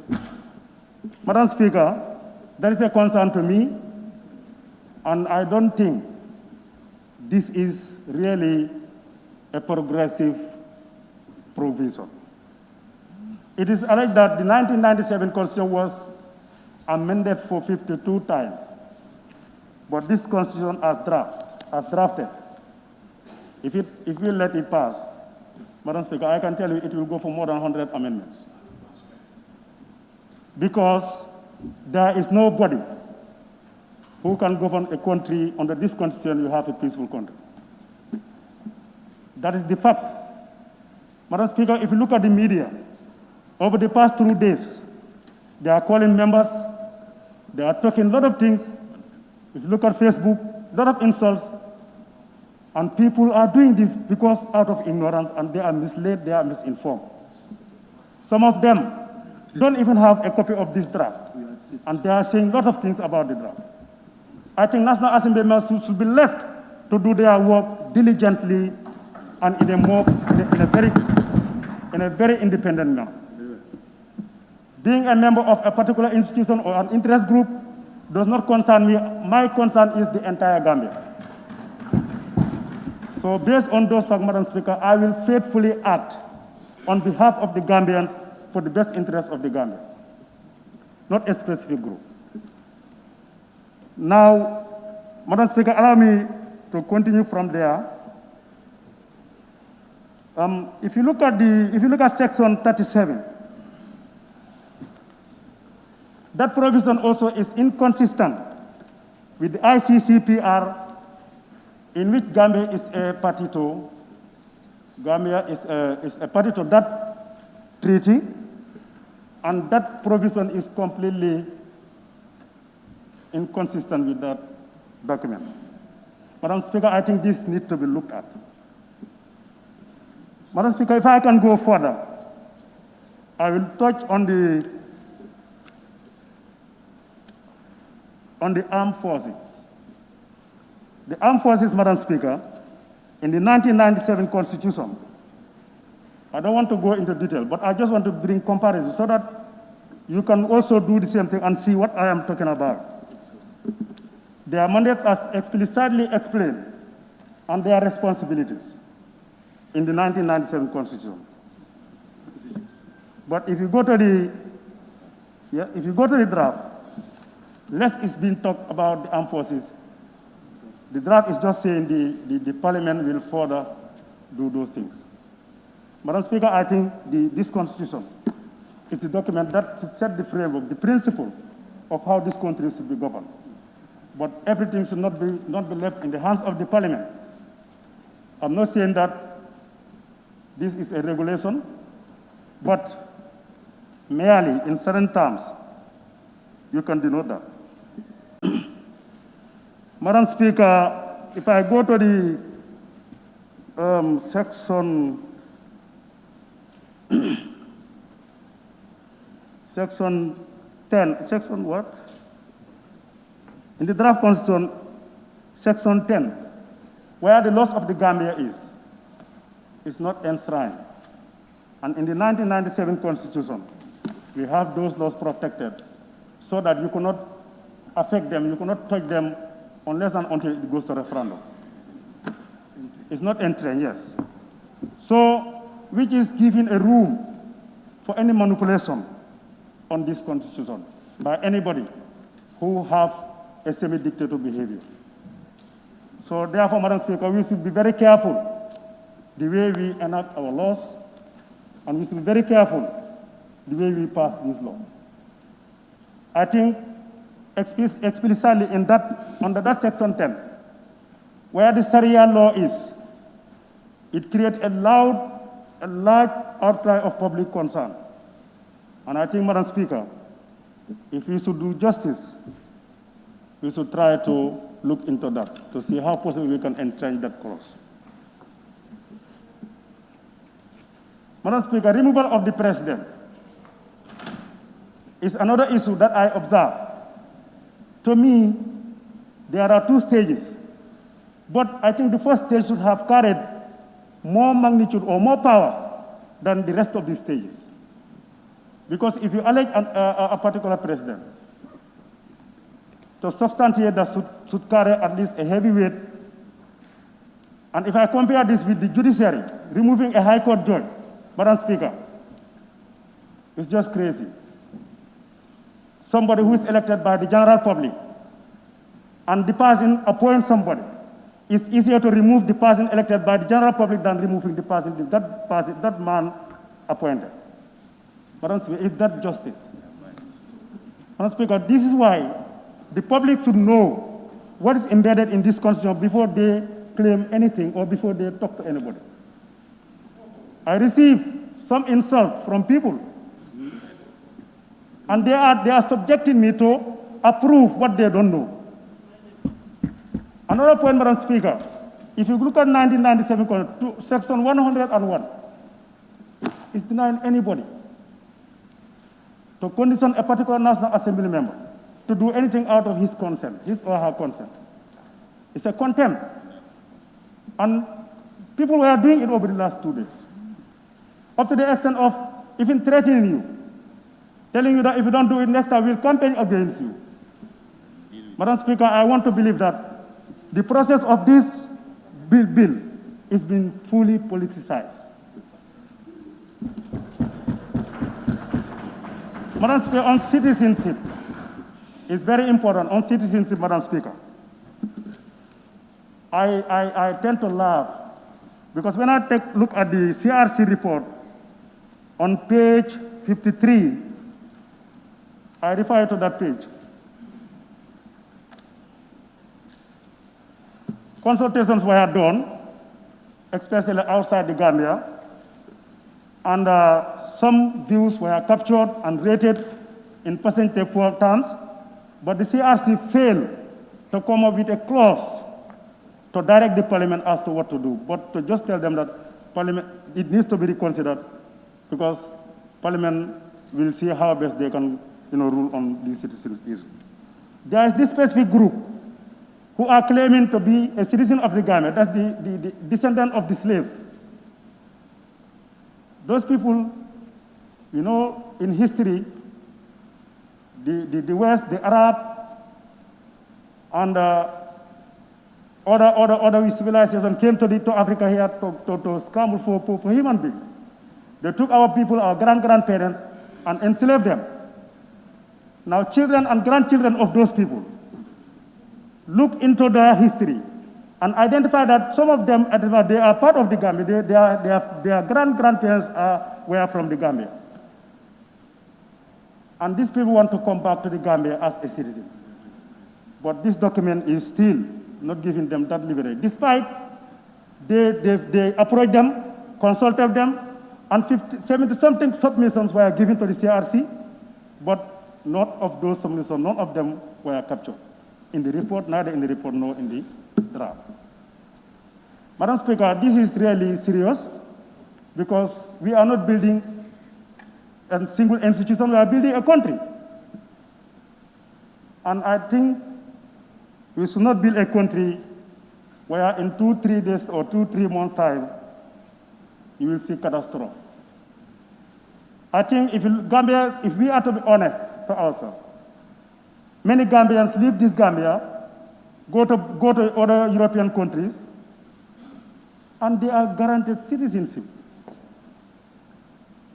So why Gambia is denying other people who choose to be Gambians? And they were taken here, their parents were taken here forcefully. And we are saying we don't have time for them. Madam Speaker, in these days of the world, we are talking of global village. So I don't think that is a genuine cause. Madam Speaker, I'm sorry for the statement, the term I used, but I am not happy with that. And I think we should also relook at that. Madam Speaker, as I told you, as I said earlier, I cannot finish it, but I want to also mention the appointment of judges. In the appointment of judges, you have the Judiciary Service Commission, who is doing all the screening, and through that process, they identify for the president to appoint. Now, why subjecting those people to another level of scrutiny by bringing them to the National Assembly? If we do that, Madam Speaker, we are politicizing our judiciary. Because I am a politician, and if somebody wants to go for that position and is not shortlisted, Madam Speaker, if I have any power, I will make sure that person is appointed. So those are the dangers in Parliament interfering into such things. So, Madam Speaker, I think let us advise ourselves very well. Although we want to have A third republic is not a constitution, because when I came to this parliament, some of the statements I heard about the 1997 constitution was it is among the best constitutions in the sub-region. But it was amended for this number of times to suit somebody's interest. For me, it wouldn't even require us to go for a new constitution. But at that time, we are so ambiguous to have to usher to a third republic. That is the main factor, that is the main objective. That's why we go for, a new constitution. But I was not expecting a constitution that will bring discrimination among its citizens, that will bring chaos in the governance of the country, that will bring even ungovernable situation. Because a country has to be governed by principle based on respect and mutual understanding.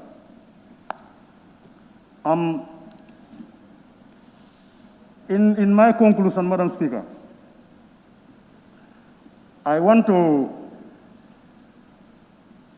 also say the CRC, in one way or the other, has ignored some of the proposals made by the people, and even myself, and I will quote it. And I will give reference to even some people who were there and they attacked me on that. I can fully remember. Madam Speaker, if you go to transitional clauses, Schedule 3, Section 5 is talking about the term of the president, which is another problem that is undermining the progress of this constitution. Madam, let us remind ourselves that we are just a chunk from the population. And those people there are the people who should reflect on our actions, on whatever we do here. Now, if a provision, we are in a transitional period, we should reconcile. I was not expecting such a provision that would bring disintegration, that would bring misunderstanding in the Gambia. For the sake of reconciliation, we should have avoided such provision in this draft. Because the concept of the coalition, we all see what they conceptualized when they came to the people and what happened. So that purpose was completely defeated. Now, you think about that, you bring another provision that would bring a more, tension situation. I'm really surprised, and I don't want to say it, but definitely, Madam Speaker, I was not expecting such provision in the Constitution. When you have a right, when you are given right by a Constitution, if you want to relinquish that right, or if that right wants to be seized from you, those people should console you on that right. I don't know whether they did it. If they consult the president on that, I don't see it in the report and I don't see it in the draft. And I believe, as people who respect fundamental human rights, they should consult the president about that and know his position. If he is ready to sacrifice, that's well and good. We'll have peaceful and smooth transition. If he is insisting that that is his right and he wants to use his right, we know how that will inform us how to do the next thing, how to go about the next thing. But, Madam Speaker, how can you just sit there and decide on somebody's right? And this constitution is also denying us to do that. And remember, we are promulgating this constitution by using this one. And I took oath when I came here in the first day that I will defend this constitution without fear or favor. So I cannot denounce my oath. I cannot go against what I oath, but I took oath.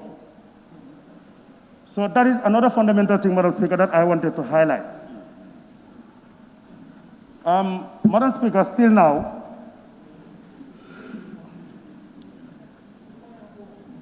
sorry,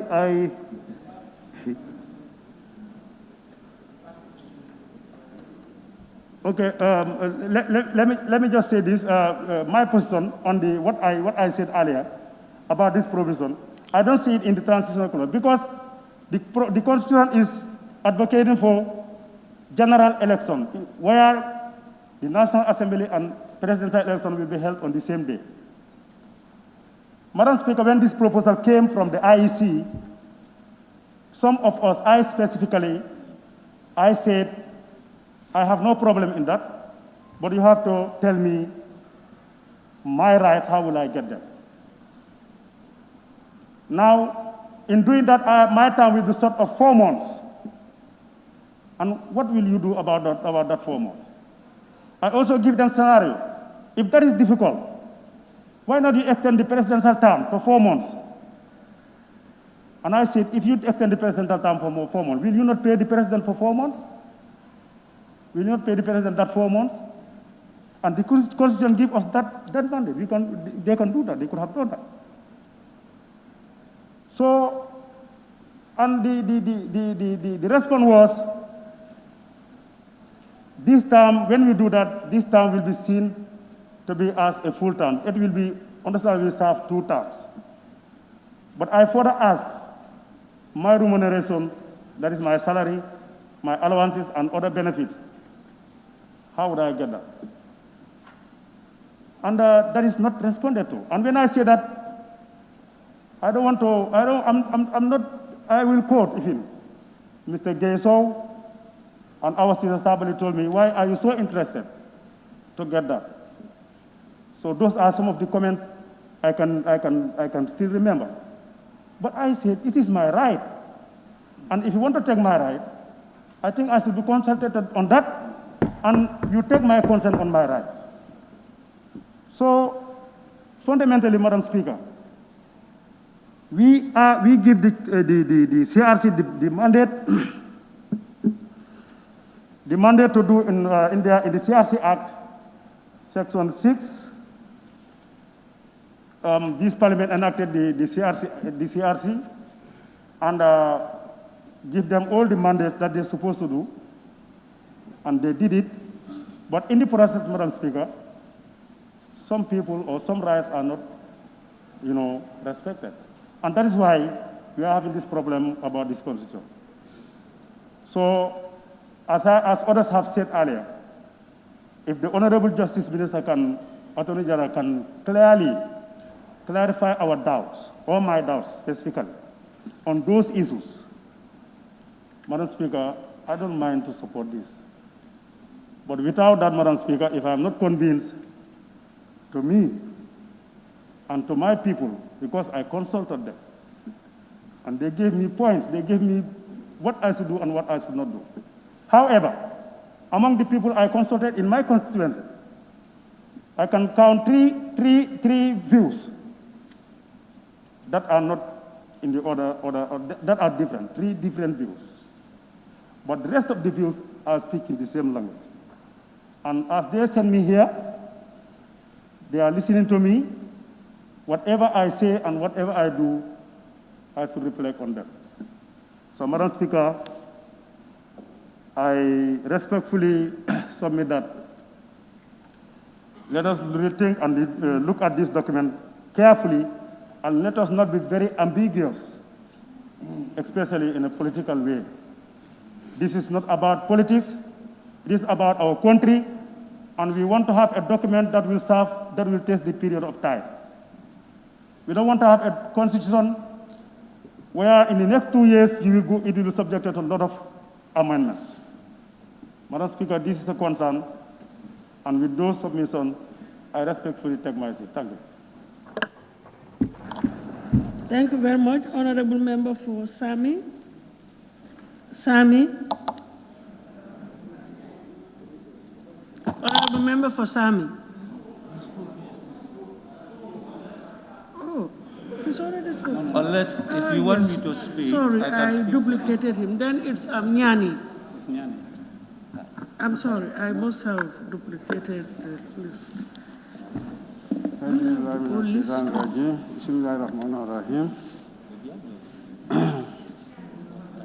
Thank you, Madam Speaker, for giving me the floor.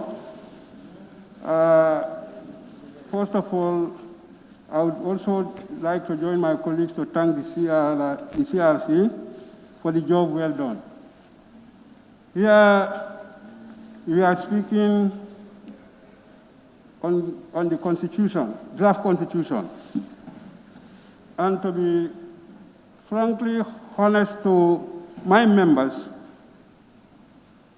from my electorate, of all the view I had from them, is to add my voice to make this draft to be adopted. Madam Speaker, a draft constitution, or a constitution as a particular, cannot be a tailor-made. You should all know that as far as constitutions are concerned, other sections will favor you, others will not favor you. But at the end of the day, you have to accept, one day I may be at fault on that particular section, but another day we might be successful in that particular section. So on that, Madam Speaker, of all what we are saying, let us be frank enough to accept this draft constitution. A lot has been said, and the commission also has been going around consulting people about their opinion. And all those things cannot also be factored in this draft constitution. But what we will understand is that at least most of the important issues have been elaborated in the constitution and well spelled. So I think, Madam Speaker, there is nothing wrong for people to say their opinions. But what we should understand is that this draft constitution, a lot has been spent on the side of finance, time, energy. A lot of resources have been spent. So, though resources can be spent on something and it will not be viable, but in other parts, as far as this draft constitution is concerned, we cannot assume everything what you want is going to be factored in the constitution. And actually, as previous speaker said, we have already sworn to defend our constitution, to defend our opinion right, but whatever is happening, let's not see it politically. We all know as a calf, if you leave him, it will go to the mother. But whatever is happening, let us not see each other as that. Because me, anytime I stood here, I always try to give my advice and always try to see what is the reality. It's true, Madam Speaker, people have to say their opinion, it was not spelled in the Constitution. But I have got almost calls, even letters from my constituency to advise me and to give their reasons why I should adopt. Almost 80% of my people are saying yes to this constitution, as far as we are concerned. So it's not part of, even if you interpret it another way around, the other part of the people will say, but this one should be removed, or this one which I like. But at the end of the day, you all have to come to terms and agree. So as we are going, we said there are other, the former one, that is the 1997 Constitution, some have been changed according to how we are going and how generation is going. But notwithstanding, let's accept that we cannot make this as a tailor-made, that the shirt and the trouser will suit me. But you can assume that I can put up the shirt, but the trouser maybe one day, it will also fit me. So on that note, Madam Speaker, as I said, there are other issues which I have to elaborate, though, as I said, it cannot be changed. It can be changed, but it cannot be changed like anything we want. Let's change that. At the end of the day, we'll go without any constitution, because it will not suit everybody. But on that, as far as the constitution is concerned, like, first of all, the citizenship. Okay, we all assume, as it's spelled here, one of your parents should be born in the country. If you look at our population, we are not that many. So comparing strangers who are coming in and out, and even if you lodge a stranger at your home, and he came with a young girl, before he leaves there, maybe what he's going to get on BAF will be more than what he will have in your compound. So we should look at that side. At least, though I know it will be not good for others, but as I said, it's my opinion. You go to China, almost every, as a citizenship, the mother and the father will be a citizen of China. So at the end of the day, even we assume that the grandparents will be a Chinese. So here, if you said any of it, at the end of the day, the ratio will be higher than us. Let us be frank to each other. Counting with the population of the number of strangers in country, even more than us. So at the end of the day, if you start to cancel 1:1, we're left without any. So this is my opinion, and this is how I look at it. Other countries is fine, go to America, but yet still, the population of those citizens, if you add them together, it will not be more than 15 or 20%. Still now, the citizen of American will be higher than the strangers. And those people are still controlling the way you should get your certificate of in the citizen of the country. This is simple thing. You want to be a citizen, go through the right procedure, and you get your citizenship. Nobody denies that. So, Madam Speaker, this is how I see as far as the citizenship is concerned. As I said, I have seen here 7 administrative areas. So I would love, at least these administrative areas depend on the councils and on the regions.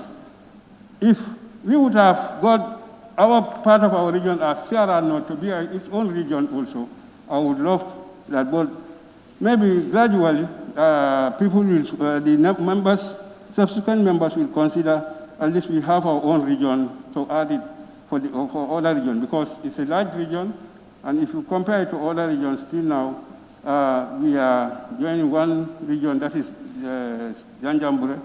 So, but notwithstanding, if they would have, because we have already stated it, and it was being a concern to us, so that we can have our own region, that is Sierra North. So, but unfortunately, it didn't factor here. So, the other one, Madam Speaker, is true, as I said. The other thing I have seen, you see, if you are in a position, you should also foresee for future. Today we are all members. One day one will be a president, who knows? So actually, giving the whole power to the National Assembly member, the executive, like the president, didn't have that power. One day you need it and you cannot get it. But I said, what is the most important, if the president has appointed, not matter of nominating and bringing it to the assembly for us to approve. But what is important here is, let it factor all the criteria, how a minister should be appointed. And what I didn't see here, at least that particular minister should have an institutional memory. That's the most important thing, and other qualification. But if you bring a minister in an institution where he didn't have that institutional memory, that's always the problem on appointment. But what is most important, I think, for me, one day, among us, one can be a president. And that day you want to appoint, and your appointment will not be approved without coming here. So that's the person, actually, I really wanted to see that at least we give some power to the executive, like the president, so that whatever he's appointing, let it have all the criteria. The only one I didn't see here is the person should have an institutional memory. Madam Speaker, the other one also is term limit. Wherever we have problems, especially in Africa, it's about long stay of office. If I know I leave office next year, I'll try all possible means to see how best I can able to cope with people, because I know I'll leave that office. The Maninga Proverbs normally says, a bull which is going to be slaughtered tomorrow, you need not to measure the horn. So if he knows that he is leaving, obviously everybody who wants to be in that office will also be accepting that this is just about time. One day he'll remove that. But somebody who will be staying there, you never know. whether he will die before you or you will die before him, obviously you will be in a rush for him to be removed. So African leaders, this is not even the president, even our association. You will be in the association, said that association, you are the president of that association. People wanted to remove you, your time limit is elapsed, you don't want to leave. And at the end of the day, you said, I don't have anything in this association, but you will not leave.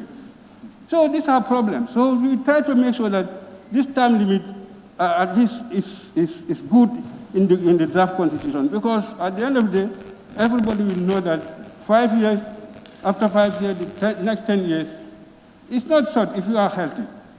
10 years is not that long if you are healthy.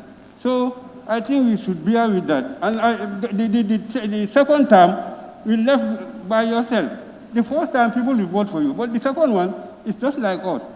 All what we are saying, our electors are hearing from us. And they send us here as a representative. They know what we are saying.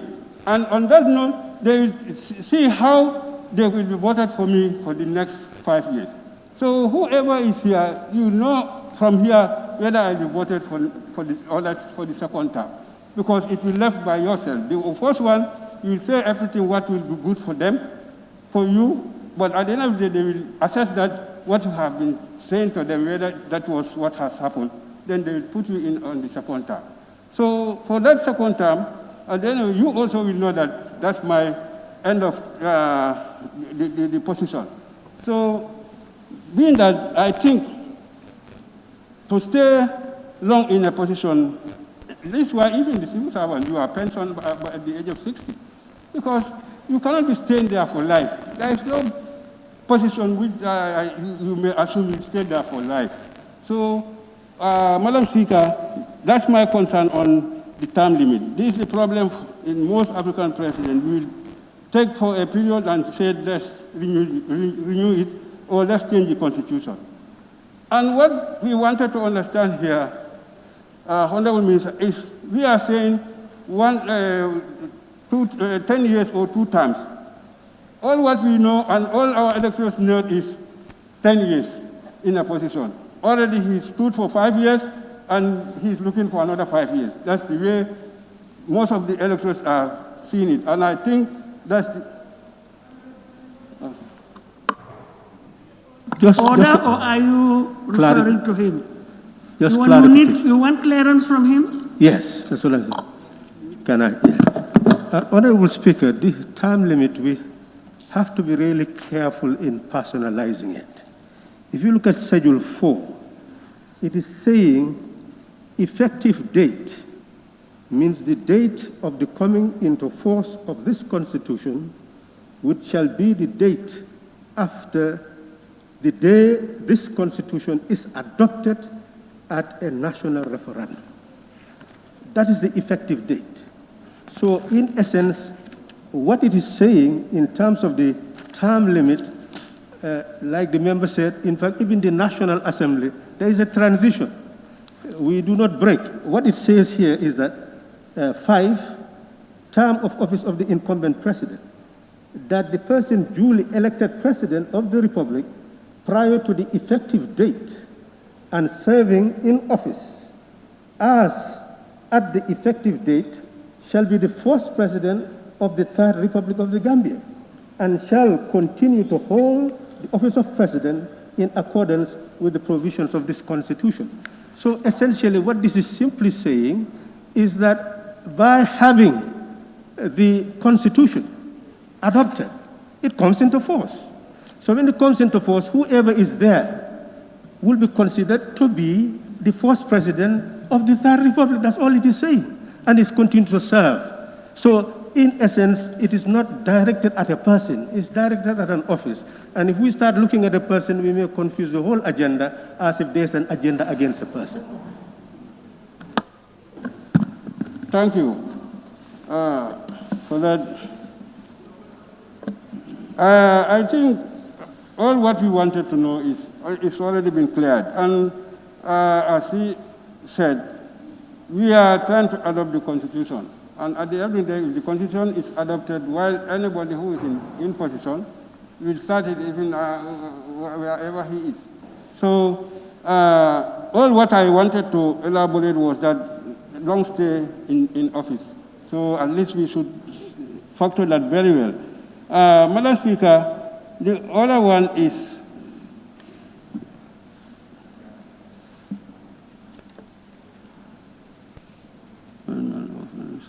I think, Honorable, you see, that is why it is very important to know the scope of the debate, that we are dealing with the principles. But once you start going into the details, there may be a tendency, to slide.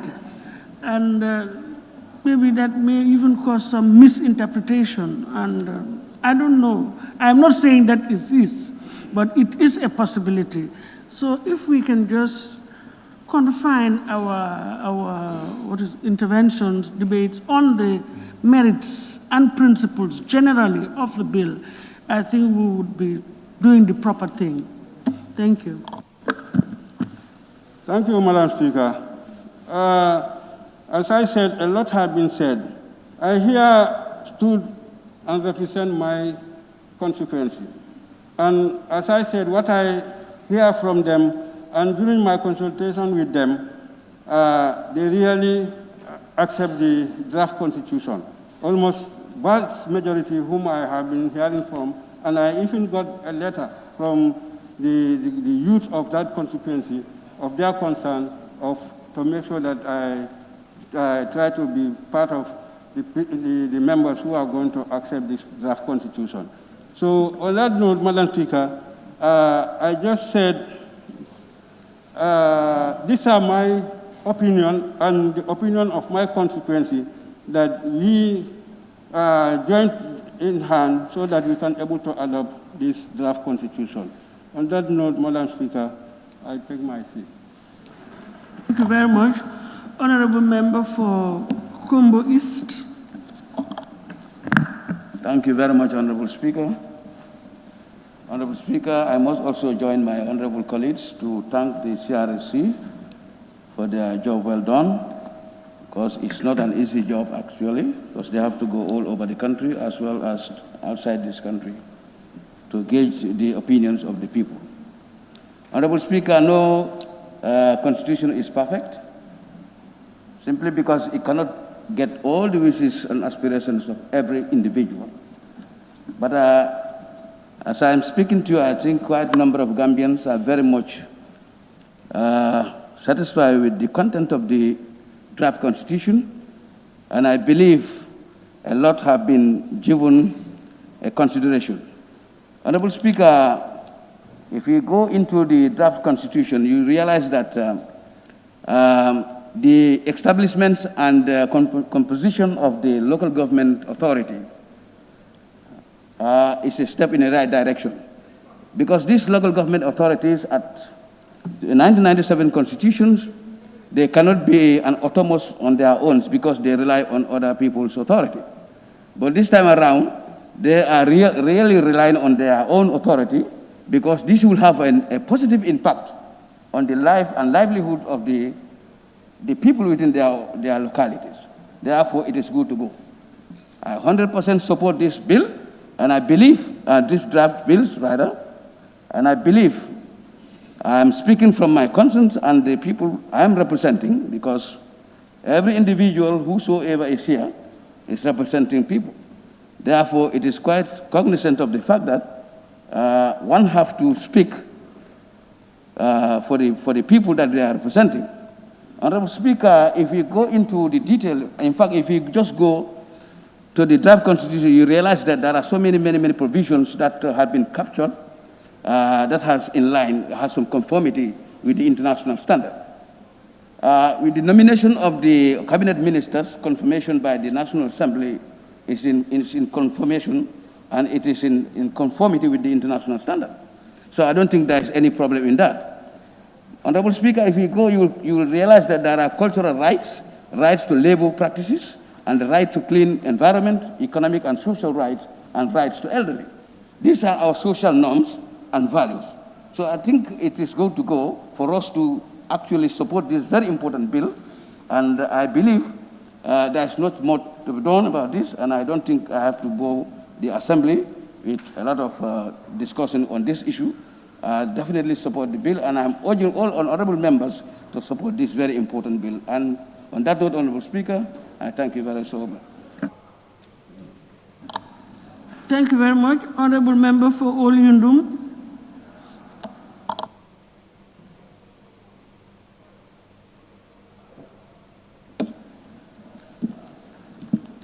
Thank you so much, Honorable Speaker. Thank you for giving me the floor. Honorable Speaker, first of all, I would like to thank the Constitutional Review Commission for having taken the procedures or the mandate given to them to bring the Constitution that is tabled before the National Assembly for consideration. Honorable Speaker, my colleagues in the National Assembly are all speaking their minds as to exactly what we have in the draft Constitution. And this is exactly what I am going to do as well. Having gone through the Constitution myself, with consultation with electorates or constituents in my own constituency, we have found a lot more deficiency in the Constitution that we also wanted to bring forward. We know you have progressive clauses in the Constitution that we cannot deny. But we also have provisions that we think need to be looked at. Earlier on, I did an interview with Chronicle. They asked me about what do I think about the Constitution. I said, if the National Assembly do not have the authority, the members in the National Assembly do not have authority to touch the Constitution, and do some fine-tuning, then Honorable Abdullah Sise is not supporting the Constitution. That is my position. And I have gone through, and I have about 16 other clauses that I believe need to be reviewed, or else that is going to be the end. My people in my constituency have given me their consent, and that is what I am bringing forward. Honorable Speaker, the issue of citizenship in the draft Constitution, as alluded to by my colleagues, Honorable Ture and others, they said the same thing, and I believe that provision needs to be looked at very clearly. The 1997 Constitution has given us a clear-cut provision that I believe should be the provision in this draft Constitution for us to move. But it has been changed, and that is not good for us. The term of office of President as well, Honorable Speaker, is also another thing. If you say the Constitution, when it comes into force, the two-term limit of the President would start from this transitional year, that is the 5 years, meaning you are reverting the law back. I think that is another thing that we also need to look at, Honorable Speaker. From consultation, people have not agreed on this particular provision, and as a representative, I must bring it forward for people to hear. Honorable Speaker, going forward, on the appointment of ministers as well, my colleagues have said it here. I am just going to repeat them because just to make them constructive so that people will know. These are issues that are bothering us, and I think we need to check them. For the confirmation of ministers in the National Assembly, which can always be political, we have our personal reservations to that. The revocation of appointment by the President to revoke the appointment of the Vice President or any other minister as well. That is another thing that we also need to look at, Honorable Speaker. Another section on Section 195, that is the preferential treatment of the judges as well. We have it in the Constitution, and we are not talking anything about that. You cannot have judges that are accorded privilege better than the doctors, the soldiers, and the teachers in this country. Any privilege that is given to a judge must also be given to the other side of the service sector. That is, you have the doctors, you have the teachers, you have the soldiers. They are not benefiting from this particular provision. So for me, I think that is not fair. and we should not have such provision in the Constitution. We need to look at that as well as Section 195(2). That is another provision that is not giving equal opportunity to all the citizens as well. That is only concentrating more on the judiciary. So I think when the state is giving out, it has to be an equal opportunity base. Those that are representing the state in various institutions need to benefit from that. Honorable Speaker, as well as the leaders in the National Assembly, the election of Speaker in the National Assembly is also not clear. The provision is there, but we don't know how that will work. These are some of the things that are kept embedded in the Constitution, and I think they need to look at them critically. My position is this Constitution must be reviewed, and if the law is saying that we cannot touch it, Honorable is not supporting the Constitution, Honorable Speaker. On that note, I thank you.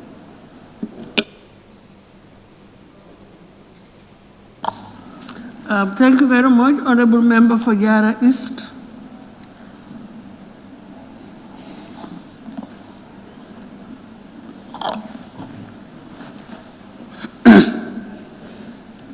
Honorable Speaker, thank you very much for giving me the floor. Honorable Speaker, first and foremost, I rise to drum of support for this important piece of legislation. Honorable Speaker, grant me leave to whet our appetite historically. Honorable Speaker, at the eve of independence, that was 17th February 1965, at the eve of independence, 17th February 1965, this country of ours was gripped by what I will call independence fever.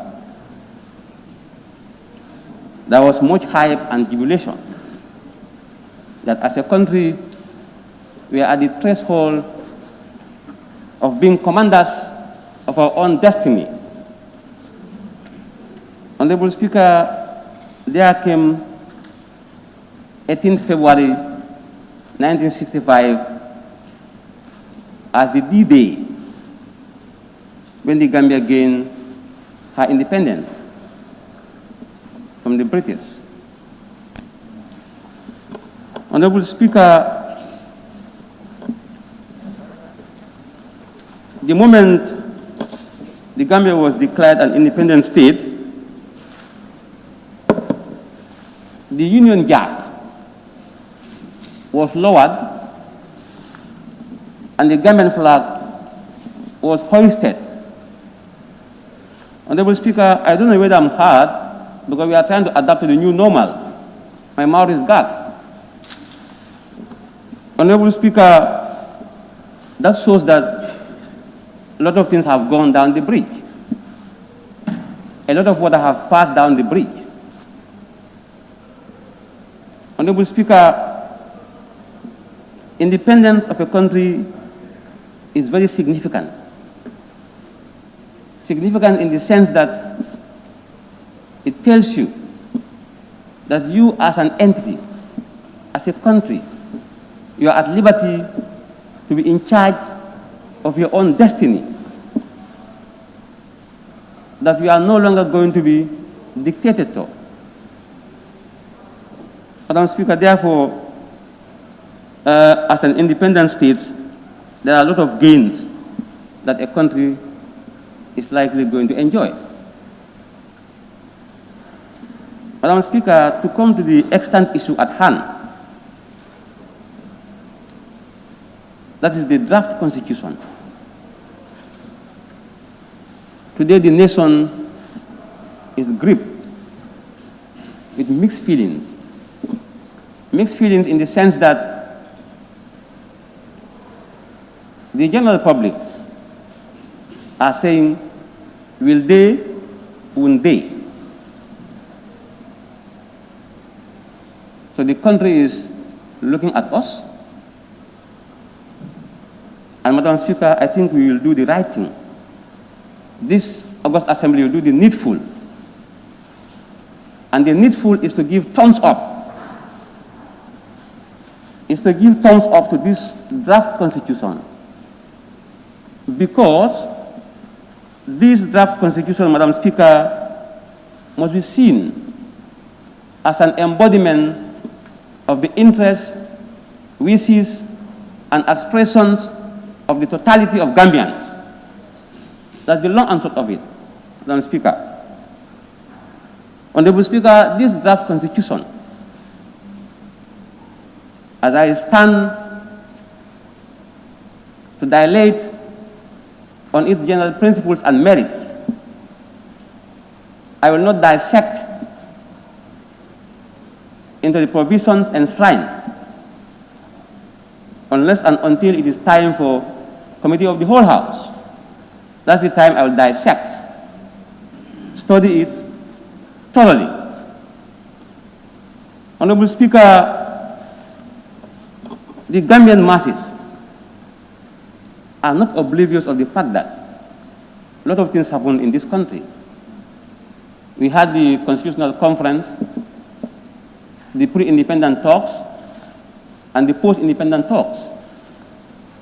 And at this juncture, allow me to pay homage to our founding fathers in the passing of His Excellency, late President Sir Dawda Kairaba Jawara, and his lieutenants, who are deemed as the forerunners of our independence. Honorable Speaker, the independence was fought not by only men, but also by women. Women of substance, women of dignity, and men who could be described as gentlemen of the finest African tradition. I therefore want to recognize their mammoth contribution on our road to getting the Gambia enjoy internal self-government. Honorable Speaker, for this debate, we are confronted with what I will call a national conversation. And this national conversation is on the lips of every Tom, Diggy, and Harry. As a result, owing to its importance, it can be called a common refrain. It's on everybody's lips. Honorable Speaker, what is expected of us in this critical turning point of our history is to make decisions. Honorable Speaker, in making decisions, we must be guided by certain fundamental elements. That is, in as much as we are willing to make decisions, our decisions must be preceded by good judgment. Our actions must also be preceded by reasons and not emotions or sentiments. Because in this exercise, Madam Speaker, it's about nation building. And the Gambian nation is bigger than all of us. Honorable Speaker, the Gambia is the main set. And this August Assembly serves as the subset of the main set. So the main set is bigger than the subset. The Gambian masses are bigger than the Gambian National Assembly. Yes, we are at liberty, by way of arrangement, to have a say of this important national discourse. But that doesn't mean, Madam Speaker, that we can trample on the wishes and aspirations of the totality of Gambians. Honorable Speaker, unless we forget we are engaged in epoch-making journey. We are making history. And Madam Speaker, we must be guided by the fact that history is more than the path left by the past, for it influences our present, and it has the potency to define our future as well. It has the potency to shape our future as well. So, Madam Speaker, in our quest to make that landmark history, we must all work assiduously so as to be recorded. Honorables, I'm sorry to interrupt you. We are all guided by our standing orders as far as procedure is concerned. And I think we should all try to adhere to that. I think it's good to talk about historical development of everything, but I would rather you paraphrase it and then we go straight into the merits and principles of the bill. Because you've been dealing with sort of, I would term it, historical background, how we arrived at where we are today. But probably it could have been paraphrased, summarized, and then you go straight to the principles of the bill. If you can just align your arguments towards that angle of discourse. Thank you. Honorable Speaker, I'm humble as it pleases your good office. Thank you. Honorable Speaker, time is not our best ally. I'm compelled to put my submission in a nutshell. And I thank you for guiding me. I'm humble. Honorable Speaker, why Constitution? Why do we have Constitution? And what is the meaning of Constitution? And what a Constitution is capable of doing for a country? Honorable Speaker, I think these things are very important. It goes without saying, Honorable Speaker, that the Constitution serves as the supreme law of the country. And as a result, it goes to serve as the lifeblood of any given country. Honorable Speaker, the merits of having a constitution cannot be overemphasized. Honorable Speaker, one of them, it serves to enhance good governance. It serves to enhance the rule of law. Honorable Speaker, Constitution is incompatible with dictatorship. It is in a Constitution the rights and responsibilities of the citizens are enshrined and clearly spelled out. This is why where your right stops, that's where somebody starts. We are able to have these rights or enjoy these rights because of a constitutional instrument. Honorable Speaker, this Constitution must enjoy a yes vote. You may ask me why. Because it is an embodiment of the interests, wishes, and aspirations of the totality of Gambians. So it must enjoy a yes vote. A lot of money. If my memory can serve me, 116 million. Honorable Speaker, that's a colossal sum by all standards. And I don't think this August Assembly would like to be recorded on the wrong side of history. Because history is going to judge us. And there is no way that we can escape the long arms of justice, neither can we escape the long arms of history. So therefore, in making history, let us work towards being recorded on the positive side. So that tomorrow, our children and our children's children we'll have a better Gambia. Honorable Speaker, yesterday I received a lot of calls from concerned Gambians, both home and abroad. And I can tell you, for the fact that they have been, calling, they are very much concerned about the Gambian situation. This is why they keep calling to make sure that we help move the Gambia. Honorable Speaker, when it comes to nation building, that is not like Party A or Party B. All of us share a common denominator, and that is we are all Gambians. We all have the same ID cards, and that's why we are discussing Gambian matter. This is a Gambian matter. It must be seen within that lens. It must be approached in a non-partisan manner. We must be impartial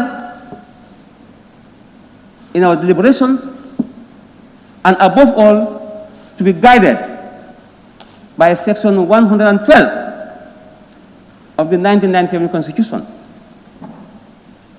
That is, whatever we are doing, whether within or outside the confines of this Parliament, we must be guided by national interest and consent. That is the only thing. So, throwing this draft constitution under the bus, may God forbid, it means we are throwing the wishes and aspirations of our fellow compatriots, and that will not go well. That will not go well for us. And we should talk less of the money that has been invested, but we must be here to strengthen the voices of our people.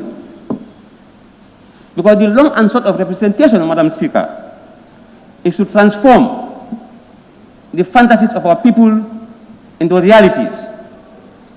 And if this draft constitution gets a yes vote, it means we have transformed, in no small measure, the wishes and aspirations of our electorate.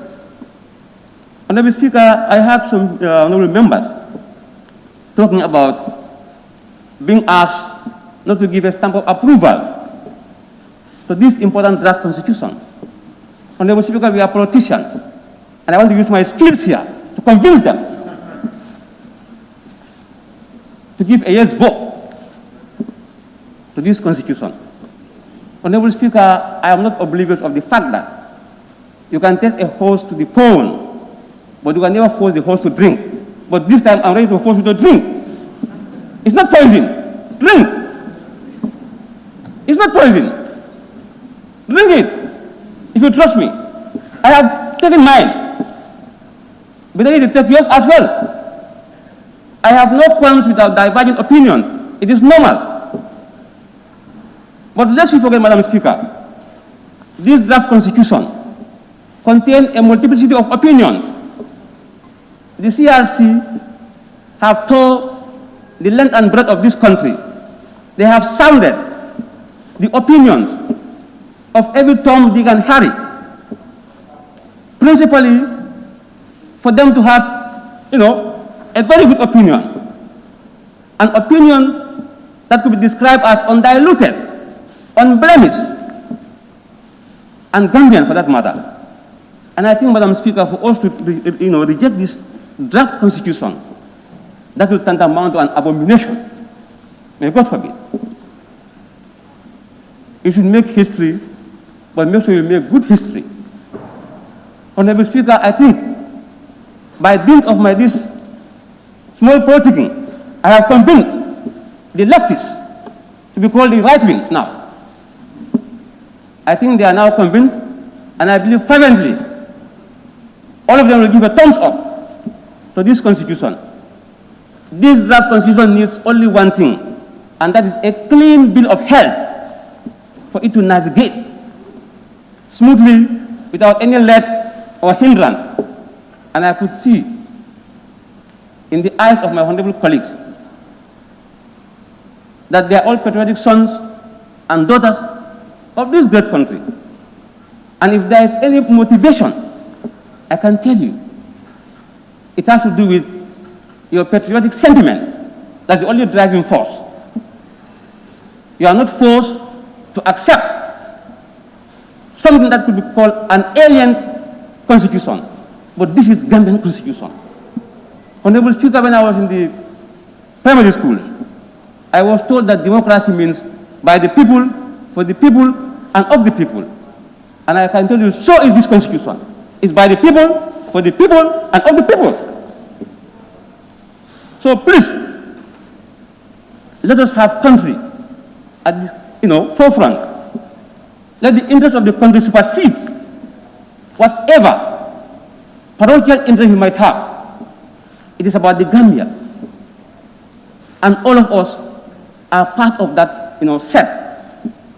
That's why we are considered as the subset. So the Gambian people are the main set.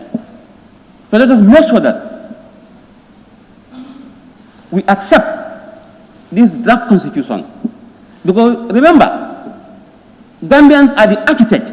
They will be the architects of this draft constitution by way of referendum. And I have no doubt in my mind, the amount of money, human capital that has been injected into this constitutional building will not go in vain. It will not go in vain. Honorable Speaker, I think honorable members have got me and they have heard me very clearly that the Constitution is our own Constitution. It's not something that is alien. And I have no doubt in my mind that after thorough scrutiny, we are going to give a yes vote to this Constitution. Because remember, the Gambian people are very much concerned. They are not concerned about the money that has been invested, but they are concerned about ousting their wishes and aspirations into the dustbin of history. And I don't think we will do that, Madam Speaker. I want to be counted for having voted for this draft constitution. And I want you to be counted as well. I am ready. Are you ready? Thank you. Thank you. Thank you very much. Honorable Member for Sandu. Thank you very much, Honorable Speaker, for giving me the floor to also take part in these debates. Honorable Speaker, first of all, I want to register my sincere gratitude to the chairman or chairperson of CRC and also to the Ministry of Justice for coming up with this document. Honorable Speaker, we've argued here that CRC has cited reference or quotes from other constitutions. But I'm sure those arguments, if they have a base, is very little. Because in academia, it's not illegal to cite reference or quote from someone. Because all knowledge, whatever you want to come up, if you want to come with a new knowledge, Honorable Speaker, you must use the existing knowledge. And those existing knowledge, how can you come up with a new knowledge? Is through research. And if you are researching, you must use somebody's document.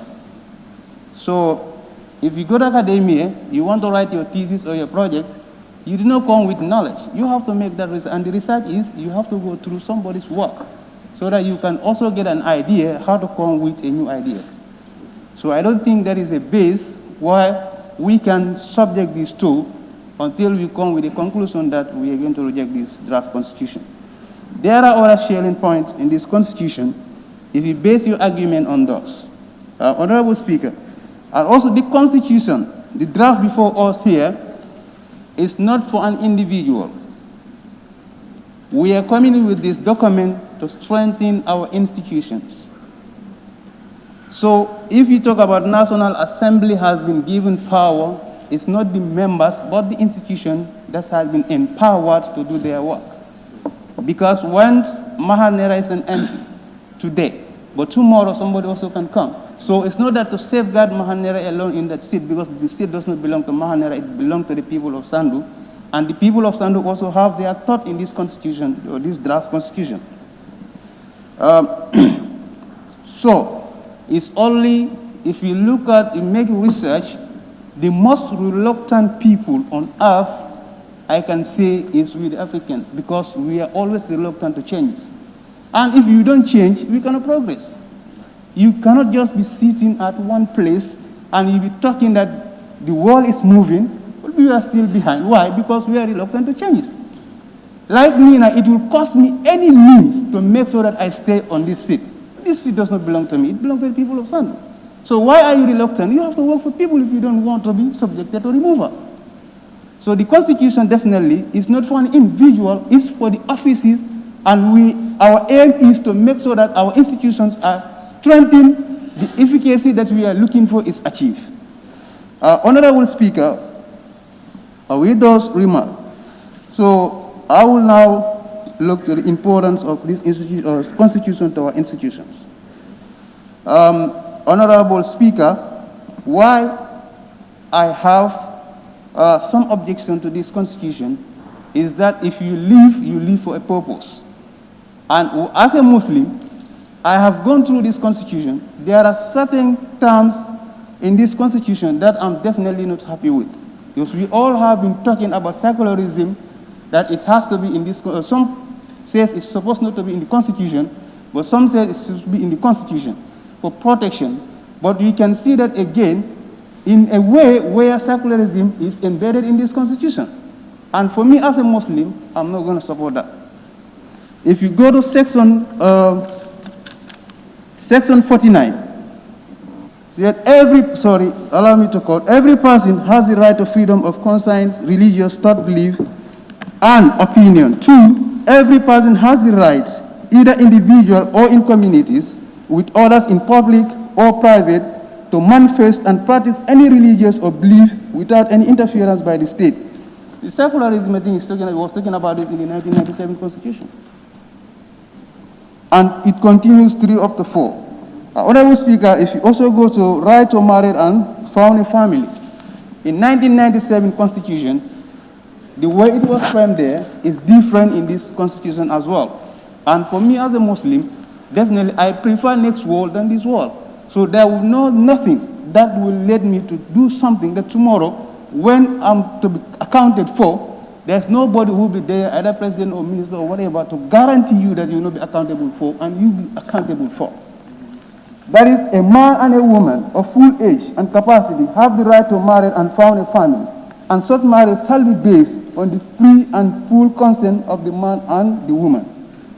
So now, if you say a man, that is a set. If you say a woman, it's a set. So it means, unless maybe the Honorable Minister can definitely go and make this person clear to me that a man and a woman, fine. A man and a woman, they say a man and a woman. So these two sets now means 2 people from that set can marry, or 2 people from this other set also can marry. So which means still now, the gay marriage that we were talking about, to me, is still in this Constitution. Unless otherwise, the minister is able to justify that, to make me believe that it does not mean that the legal implication of this clause. Yes, Honorable, can go ahead. Honorable Speaker, if we look at the 1997 Constitution, it says under Section 27, men and women of full age. Honorable, I didn't realize that he... Is it an observation? I want to get my records right. Yes, clarification, yes. Pardon? Yes, clarification. It's an observation? Yes, observation. Yes. And he has allowed me to do that. That Section 27 of the 1997 Constitution says that men and women of full age and capacity shall have the right to marry and found a family. So essentially, we are saying the same thing in this one. And I think we must be careful in interpreting again. Thank you. I don't even think that our role is to interpret here. we are not interpreters, but at least let us state the facts as they are.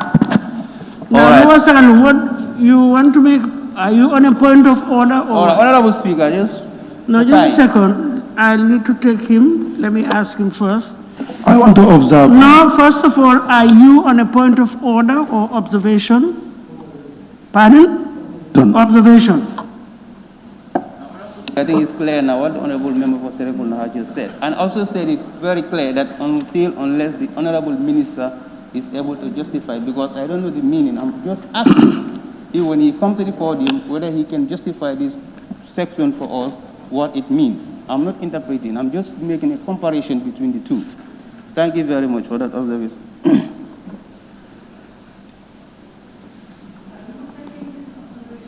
No, let me just continue. Okay. All right, good, Honorable Speaker. Thank you very much. Thank you, Honorable Member for Serekunda. You can see it now, like what I was saying, nobody is born with knowledge. You must get knowledge from other people. Honorable Speaker, this section, all right, I will leave it. The Honorable Minister can elaborate more on that. And Honorable Speaker, right to property. What I've seen here is only government or states that may forfeit property from someone in the illegal way. But Honorable Speaker, right to property, we have been experiencing a lot of problems in our area, especially in the rural areas. Now, the Honorable Minister, if this constitution definitely is in line with our criminal laws, if you go to our areas, Honorable Speaker, the theft cases in this, in URR is rampant. And what happened, if somebody has right to his own property, and somebody just come and steal that property from you, then the legal procedures is that that person, you should not touch the person. But at the end, those people, why are they even going ahead to make sure that they also do something to those people is because our justice system. You take somebody to court, at the end of the day, you are frustrated, you use money, you pay lawyers, so at the end of the day, you only forgive your case.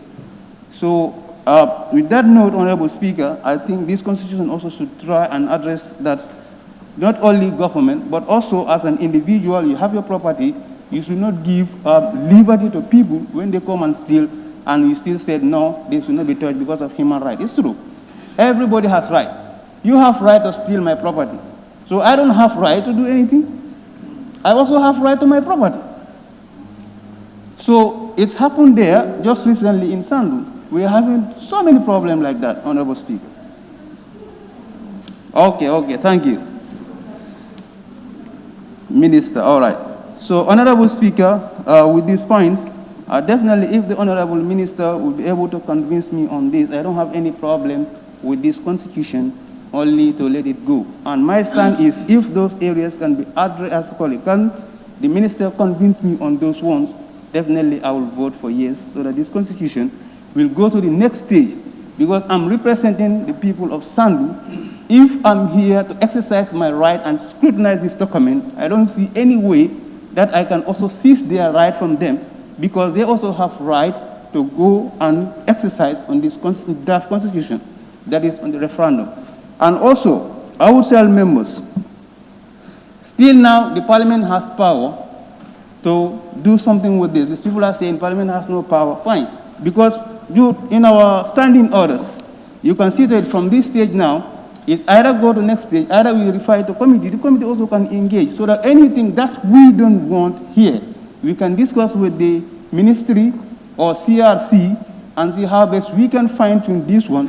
But we will not definitely at this stage to drop this constitution, and definitely I don't see any reason that we should do that. Honorable Speaker, thank you very much. Thank you very much. Honorable Member for Opanyomi, I've been listening for the past 15 minutes. You are not around.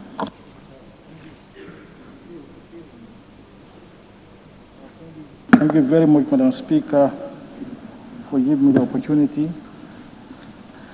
to say my view about this Constitution of the Republic of the Gambia 2020 Promulgation Bill 2020. Madam Speaker, laws are made for people, and the merit and the principle of this particular bill is that the 1997 Constitution, we don't see it as something befitting to our condition. And that was the reason why we set up CRC to come up with a new constitution. Madam Speaker, I only want to ask the Justice Minister this particular question, because it has been going on the social media that the NAMs don't have any right to touch even a comma on this constitution. So if that is the case, then after your clarification, Honorable Minister will take my decision. But Madam Speaker, in the merit and the principles, when I'm making a law, you make a law for all the people in the country, but you don't make law out of sentiment, or you make law out of emotion. And if that happens, then we will see that particular law as discriminatory, meaning that, you know, it's discriminating a section of society, or maybe it's made for an individual. So with those reasons, Madam Speaker, I will reserve my opinion till the Honorable Minister come and clarify that whether we can either make a changes on this particular constitution or not. If not, then therefore my decision to this particular constitution is 100% no. Thank you. Honorable Member for Fonyi Bintang.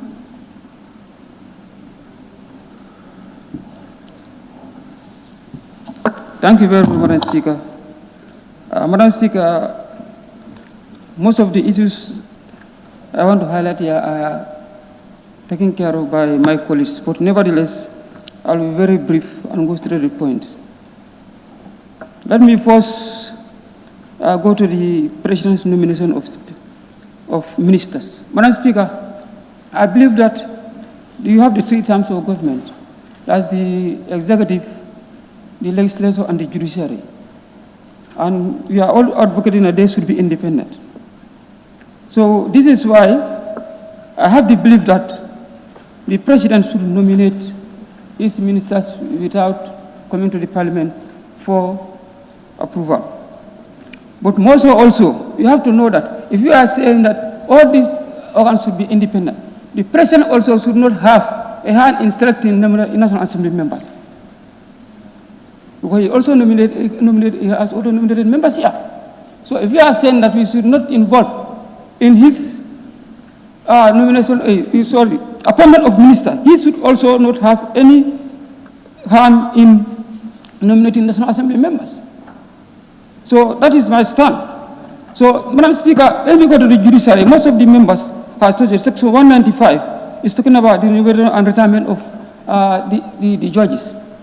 Madam Speaker, it says that any judge who is retired, you retire with your salary. And it further went to say that when you retire, when a sitting judge salary increases, the retiree also salary, his retirement benefit will be increasing. I think we should look at that very, very carefully. And I said, I want to be guided by the minister. If that is so, why is this specially for the judiciary, the judges? Why not the legislative? Why not the executive? I want not other public servants or civil servants. So I want to be guided by the minister. And went further to their budget even. They said their budget, when they bring their budget this year, the next year is not touched on their budget. Madam Speaker, they may bring this year the budget and they included buildings and even buying of cars or so many things. And the next year they don't need that. Why would you leave that there? Is that not misplacement of priorities? So I don't know why they put it there, but I'm totally not in support, because we have to realize that our economy, we have a tax-based economy here. And we see the problems we have here. Even the National Assembly itself, we don't have what we want. Every year we don't have what we want. So why you are saying that we should not touch the budget of the judiciary? Madam Speaker, the other thing is the qualification of judges, section 191. So really, we need to Gambia. We want to have to Gambianize our judiciary system, right? But for me, I think we need also to consider.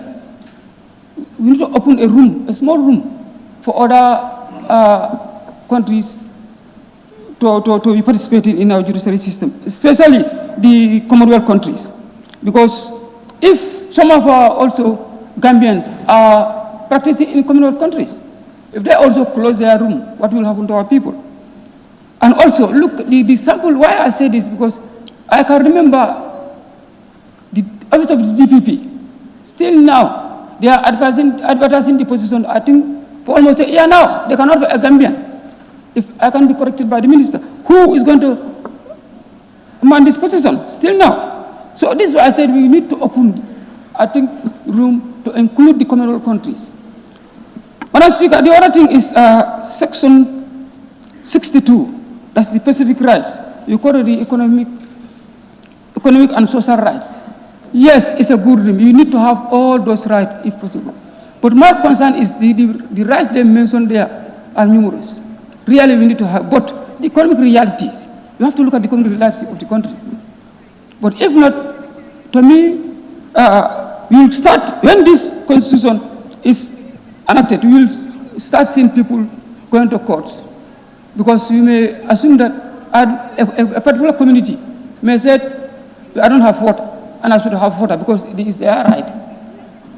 So people will end up going to court, and the government will have a problem because the economy cannot sustain it. So me, I want them to include the economic realities of the country. So that's my concern. But I need to be guided by the minister also on that. And also you look at, there's a section that has mentioned a lot of commissions. Also, I'm saying that we have to look at the economic realities.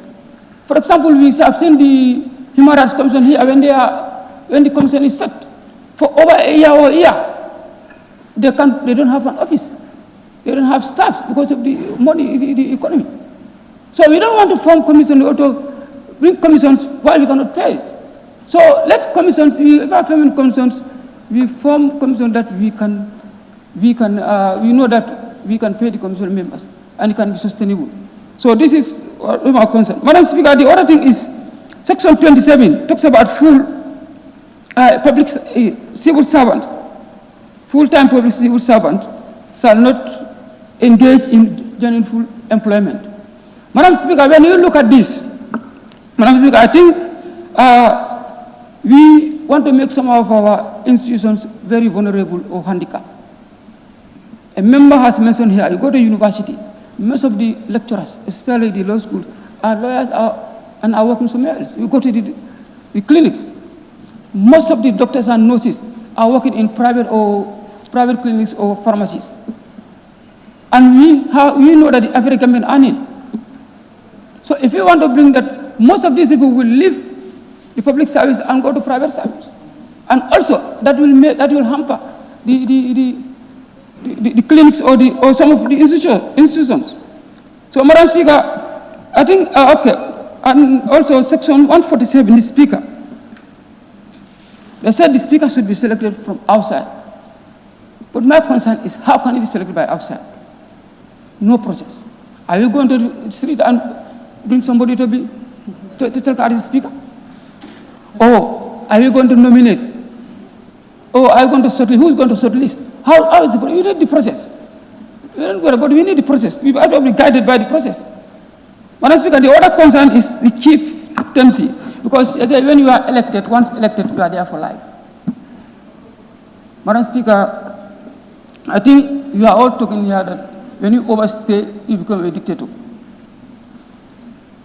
So my concern here is, if somebody is elected and is there for life, he will do whatever he wants because we know that nobody will challenge me on my position. So I need to be guided. And I want, if possible, let them be elected as National Assembly, as the president and other people. Every 5 years, let your people gauge you and know whether they want you to lead them or not. So that also, and Madam Speaker, clause 7.3, the supremacy of the court. Let me, sorry, if you may allow, let me read that one. That any law that is inconsistent with the Constitution is void to the extent of, Section 3. The validity or legality of this Constitution is not subject to challenges by or before any court or other organ of the state. To my understanding, it is saying that when this draft Constitution became the Constitution of the Republic of Gambia, nobody should have right, whatever is here, should have right to challenge it in the courts. And we are talking of many rights here. So to me, I want to be guided by the minister also, please. We are very sorry, although you usually come, the starting of the process are not there, but anyway, this is the law. This is the procedures. You have to.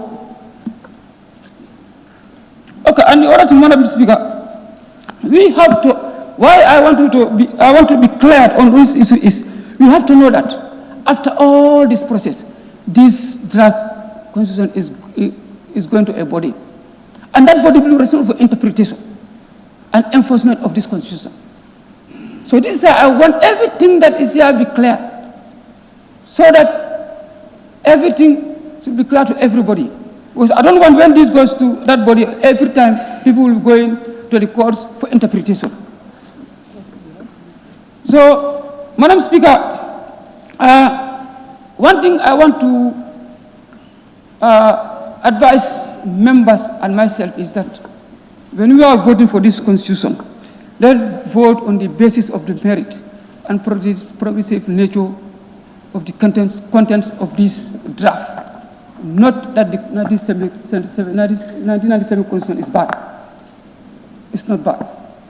And the campaign strategy, Madam Speaker, people are using can hamper the progress of this draft. Because some of them are using 1970s as kind of attaching it to a political party, which I think when it is done, this can sway the electorate to vote on political lines. And that is not our intention. This is a national document. This is not a political document. It doesn't belong to any political party. It belongs to the Gambian people. What we want is the progress of the Gambia. What is good for the Gambia. So I'm advising, because why I say this is, somebody called me yesterday and said, Honorable, I don't know him. He started talking about this constitution. I told me that this constitution, you know, and a party is doing that. I tell him that you are convincing a wrong person then. You want to convince him, then you are convincing a wrong person. He said, well, I think it's Honorable Kamara. I said, yes. Honorable Kamara of a party. He said, no, you know, you are reasonable. I said, you said I'm foolish, and you said I'm reasonable again. So you see, this is why I said we should vote not on political lines. We should not campaign not on political lines. Let us campaign on the merits and the progressive nature of this text. Thank you very much. Thank you. Point of order, Madam Speaker. Sorry. Point of order. Honorable Woolley is, please. I'm sorry, Woolley is, please. Can we have one Point meeting? of order, Madam Speaker. No, please. Woolley is. No, I'm not giving you the floor. Thank you. It's my right, Honorable Speaker. You cannot be, how do you call it, Honorable Woolley East. No, what I'm saying, it's a point of order. Honorable Woolley East. Point of order, Madam Speaker. He has to listen to the chair. Please, both of you have to listen to the chair. Honorable Woolley East. Okay.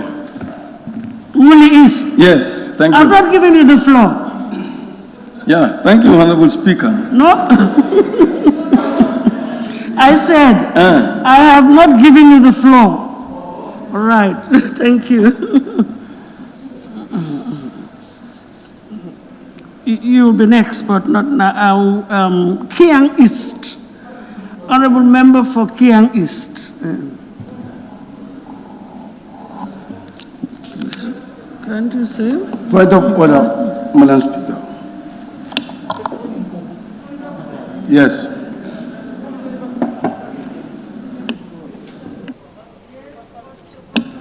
Thank you, Madam Speaker, for giving me the floor, because I wanted to observe the member for Serekunda, my mentor. Yes, clause 34. Clause 34. Yes, clause 34 of the standing order. 34(1) of the standing order.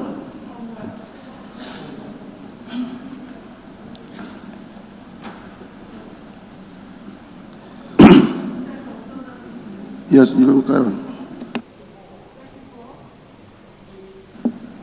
Page 17.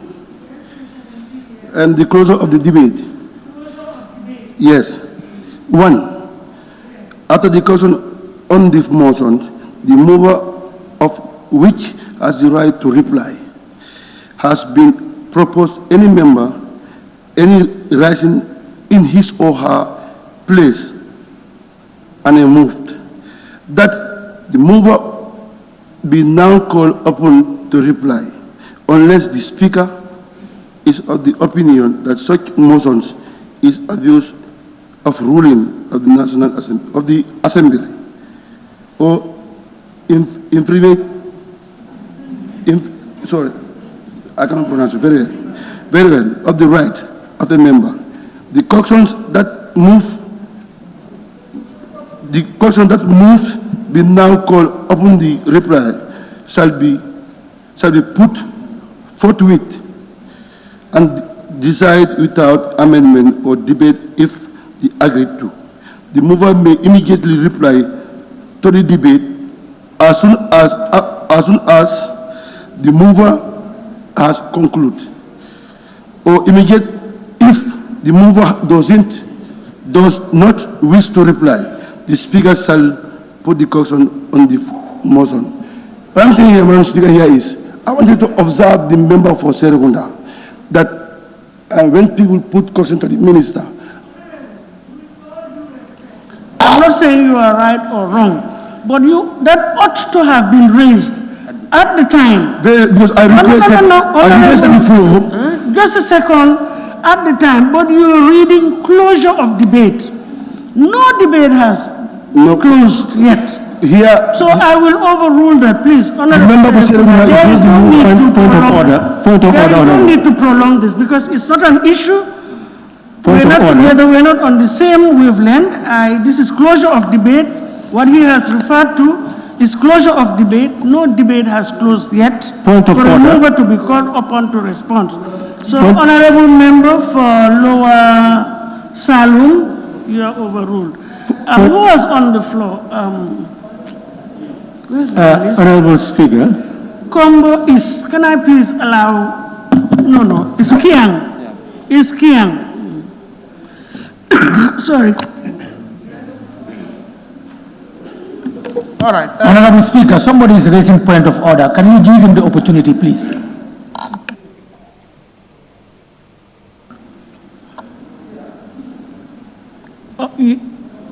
I have yes, but you are not directing me to take Honorable Member for Serekunda, am I?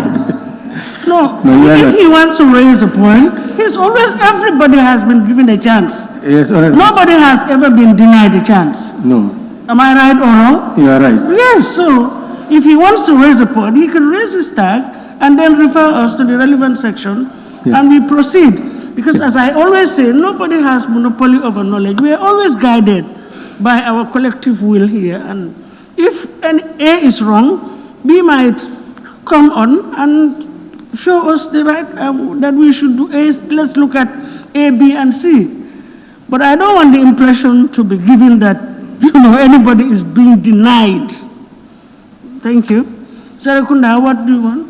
Yes, Honorable Speaker, I was raising a point of order against the member mentioning my name and attaching me to something that has nothing to do with me, because I've always intervened under Standing Order 32, which says very clearly. But Honorable, my only point there is that I had overruled him. So the issue is expunged from the record. Well, it's okay. Period. It's okay. It's okay. Thank you. And I hope you refer to Standing Order. Thank you, yeah. Kiang is, yes, thank you. Thank you, Honorable Speaker, for the opportunity to take part in this historic debate. Indeed, it's a historic moment for all of us here.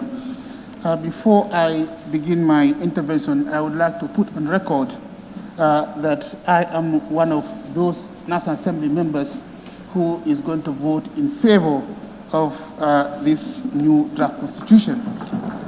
Honorable Speaker, may I say that should anything happen to me before the vote is taken, please, I want honorable members to remember me as one of those who are in favor of this bill. Why? Because it represents the wishes and aspirations of my people. Since this whole issue came up, I have never received a single call from my constituency denying or rejecting this draft constitution. All the calls that I received so far have urged me to support this. So I am doing it on the basis of that, actually, and on the basis of the greater good of the Gambian people. Having said that, Honorable Speaker, let me begin by appreciating all the efforts invested into this constitution by the CRC. Lest we forget, it is this very National Assembly who in December 2017 passed the CRC Act to have the 1997 Constitution reviewed. Now, why did we want to review the 1997 Constitution in the first place? It is because it was found to be defective. There were a lot of defects in that Constitution. It has been amended over 50 times.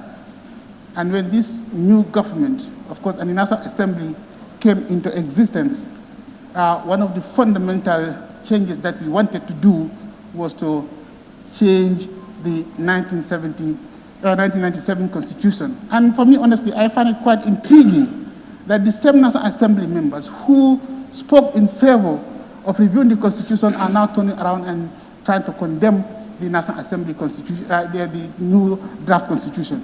I definitely find that intriguing. Honorable Speaker, you know, this whole exercise has been a very, very expensive one. A lot of material resources was invested in it. A lot of human resources was invested in it. And a lot of financial resources was invested in it to a tune of over $116 million. Now, rejecting this constitution is like, you know, sending all that money into the drain. This is something that we need to look at properly. One of the aims of the Constitution, if I may read from my notes, is that the CRC stated clearly in their executive summary that the constitutional review was meant to uphold and respect for the rule of law and fundamental human rights, ensure democratic participation in national affairs, provide a solid foundation for good governance, and establish governance institutions. If these reasons are not enough to convince anybody to support this constitution, I don't know what else would. Because what I've just read are actually some of the fundamental errors or some fundamental flaws that the 1997 Constitution did not address. So we constituted the ISACRC to address those issues. And now we are turning around and saying, no, this is not good enough. This is something I just cannot understand. Honorable Speaker, when the CRC set out to work on this draft constitution, they consulted extensively in the Gambia and outside of the Gambia. And every single Gambian who cared to contribute any idea was given the opportunity, including this very National Assembly members. We have been engaged. We were given opportunities to contribute And today, what is happening? None of us here would say that the consultation process was discriminatory. I don't think, because all the communities were visited in the Gambia and further afield. The consultation was extensive. And nobody would say, well, we are going to reject this constitution based on the fact that, you know, the ideas of Gambians who cared to contribute anything was not considered. Nobody would say that. And now today, we are here talking as if nothing happened before, as everything was imposed on us. This is not fair. We cannot trivialize all the efforts of these great men and women of the Gambia who drafted this constitution, who contributed everything to make sure that they provide us with a constitution that is better than the previous one. How can we trivialize their efforts?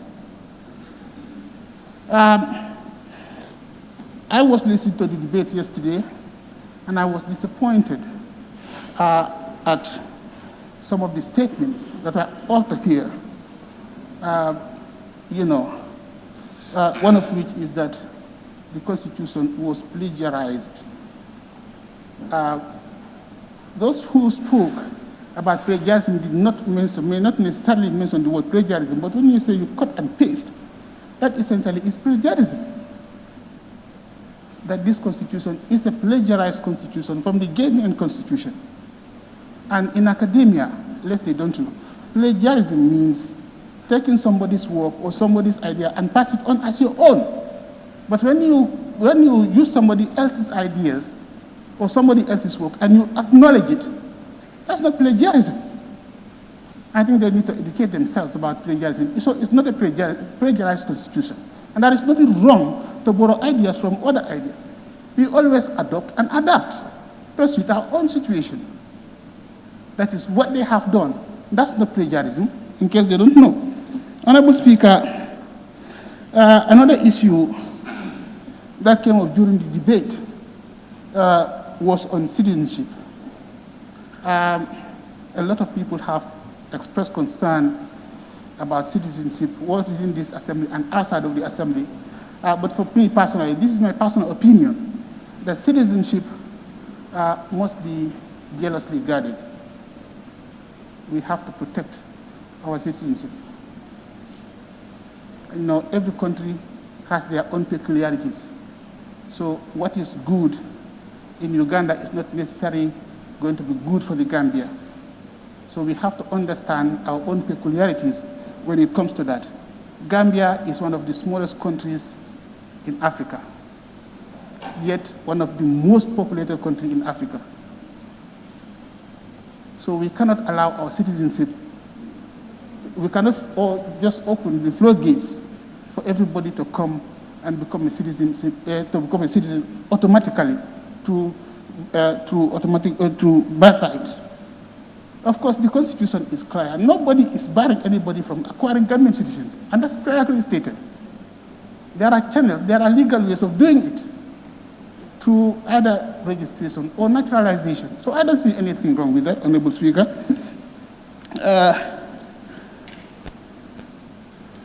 And then there is also the issue of ministerial appointments being confirmed by the National Assembly, and so many people expressed dissatisfaction with this particular law when it comes into effect. But for me, this is complementarity between the executive and the judiciary, not necessarily politicizing the whole exercise. When the executive nominates nominates people for the ministerial position, they are brought to the National Assembly for vetting and confirmation. For me, that is complementarity. We're not necessarily going to subject anything to politics. But because, definitely we do have a lot of different political parties represented here. So I don't think nobody is going to politicize it, if indeed the nation's interest is important to us.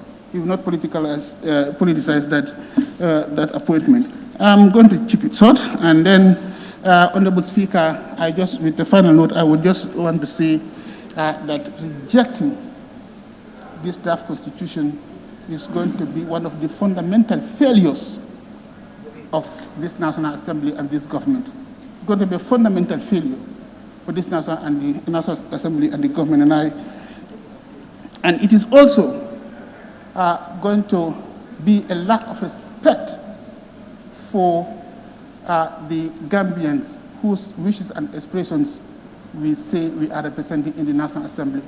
So, Honorable Speakers, I would urge each and every one of us to vote in favor of this draft constitution. On that note, Honorable Speaker, I beg to take my seat. Thank you.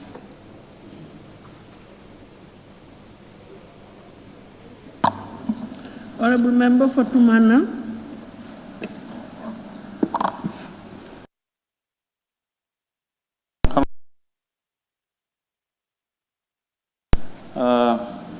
I wanted to thank CR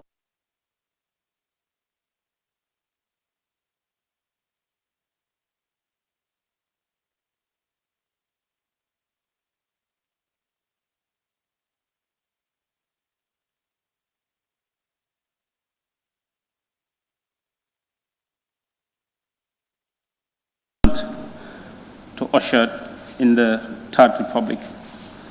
And again, thank my fellow National Assembly members for the entire process too, because it was in a fateful day or in a fateful month of December in 2017, the National Assembly of the Gambia established a Constitutional Review Commission to draft the country's third constitution. Both the current government and citizens appear to give or to agree that give numerous amendments to the Constitution and several undemocratic provisions.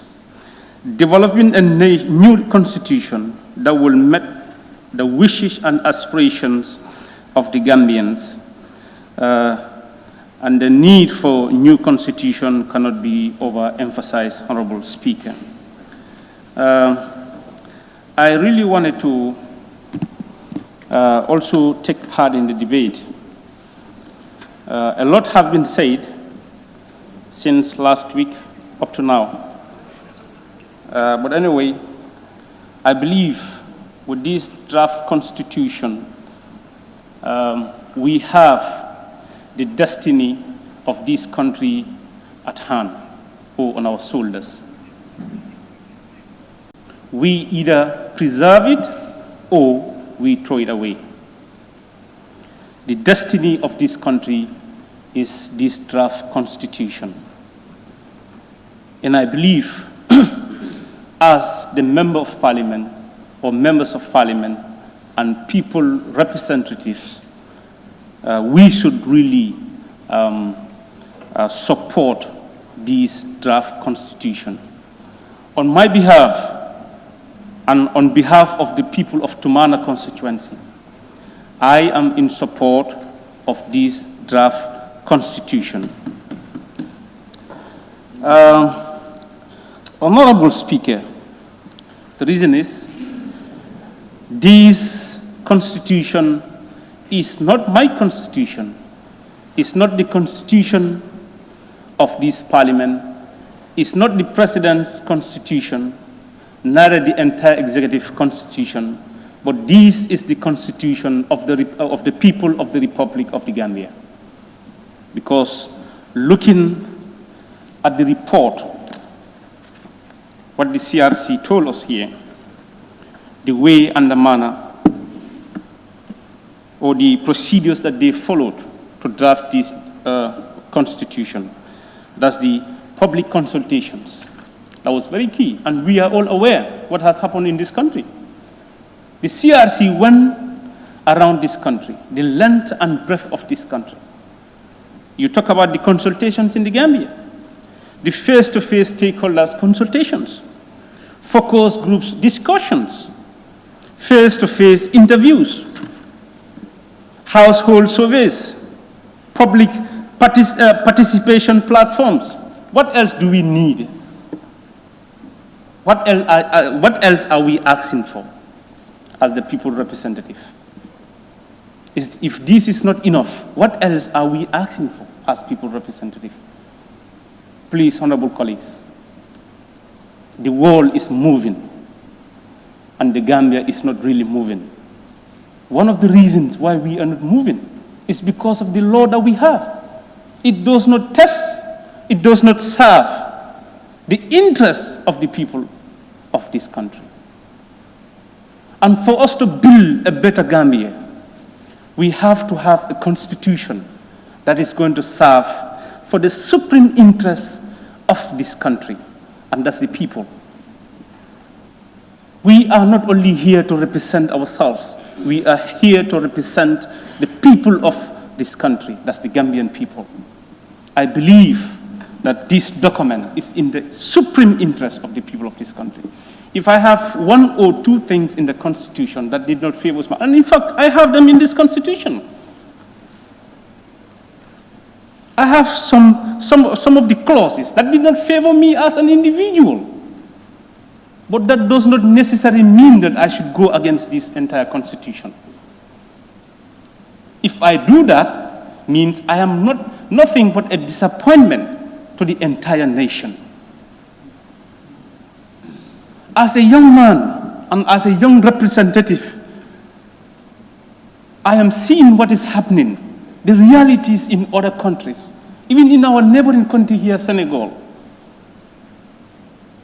If the people, the long-serving parliamentarians in this parliament, did not give us the genesis of what has transpired in this country, I would not even know. The 1997 Constitution, then I was 7 years old. But we have all seen what has transpired in this country, the processes that it follows, and the processes that we want this one to follow. It's like the East and the West, Honorable Speaker. Honorable Speaker, like many people talked about the term of the president. I think this is very simple. The president, the current president of the Republic of the Gambia, unless if he did not want to stick to his words, he said he don't know anything about the affairs of government. He only wanted to serve the people of this country just for 3 years. But he is now giving 5 years. If I was in his shoe, or if I am in his shoe, what is wrong if they did not include my current term in this draft constitution? Should I kill myself about that? I am not saying that's what he is doing, but many are defending on that dimension. And if we should do that, mean we are not doing justice to the people of this country.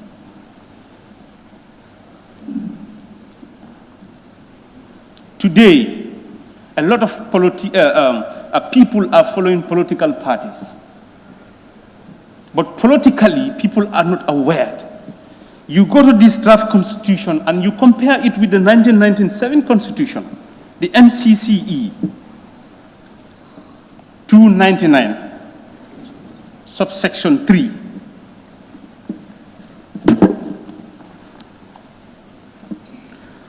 (299), Madam Speaker,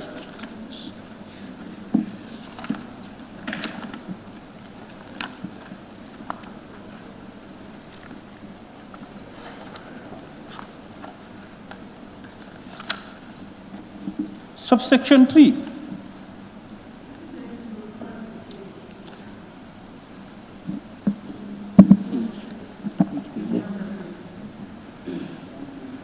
Yeah, it's 138.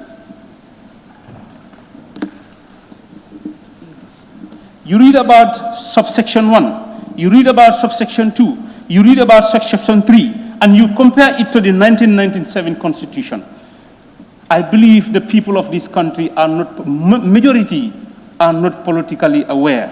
But this Constitution wanted to make it, or wanted to give the people the opportunity to be politically aware, to know what is really happening. Even with this draft constitution, people know, many majority of people don't even know what we are doing. But you compare this to the 1997 Constitution. Honorable Speaker, you go to the Section 296, the National Youth Development. I am a young man, a youth for that matter. This Constitution has catered for me, different from the 1997 Constitution. I should not only just follow the ambience of politics. I should not just only be clapping. I should not also just only be singing and dancing. But I am catered for in this draft Constitution. You go to the political representation. The 10% of the youth has to be, for every political party, should have 10% representative in this National Assembly. I think this is something that has given the opportunity to young people of this country to come and represent themselves and tell the people the way and the manner they want to be ruled. You talk about women representation. This is a very good constitution, Honorable Speaker. And I believe the people, the honorable members of this House will really support this constitution to get to the people. Either they accept it or not, that's left to them. But we have to pass this constitution to the people. Honorable Speaker, the amount of money spent in drafting this constitution is huge. The constituency, without a health center, 116 million can build first-class health center in my constituency. We want that money to go in vain like that. That should not be.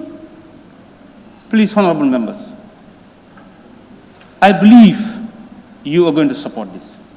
I am with the conviction, I am really optimistic that you people are going to support this, honorable members. Please, let us support this draft constitution. It is the constitution of the people. Please, every Gambian is watching. Every Gambian is watching, and they want to know what we are going to do here today. Please, honorable members, let us support this draft constitution, because it is the constitution of the people.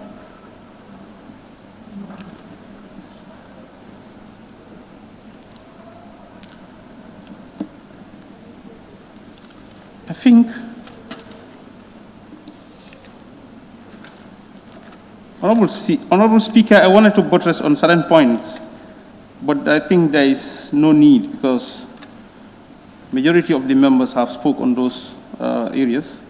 So for that being the case, the Section 157, I think this is very important. I am here representing the people of my constituents, who are Fulas, Mandinkas, Wolof, Sarahules, and any other tribe. But they really want to know what I am saying in this parliament. So to introduce a local language or national language in the parliament, to speak to them in the language that they understand, they know what I am saying. This constitution has catered for that. This is why I said this is the people's constitution, Honorable Speaker. Looking at the 1997 Constitution, if anyone want to defend 1997 Constitution as your legacy, I am telling you, you are defending a very bad legacy.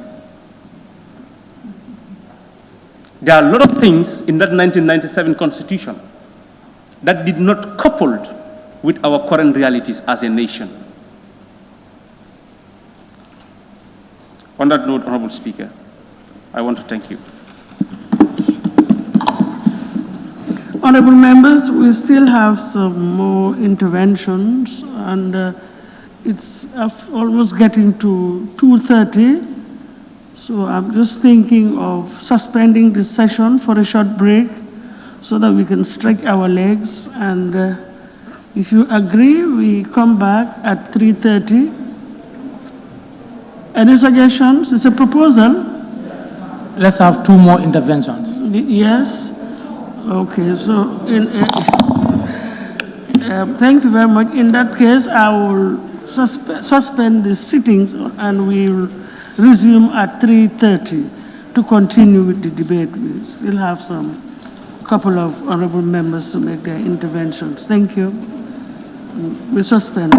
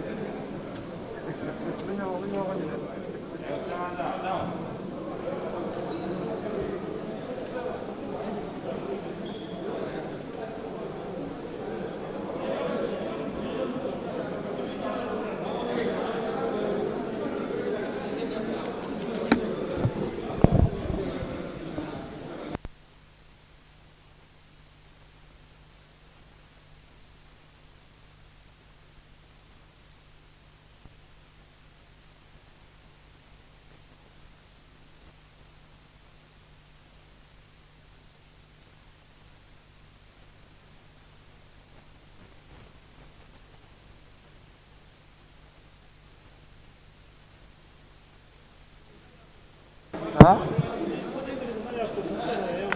Okay, bita. No problem. Kalau fangila no masuk WhatsApp, apa yang final? Ha. Ni ngako tu renga dia. Ha? Amanya kan. Barang mero nyada mul bala la kuntu pos nundo.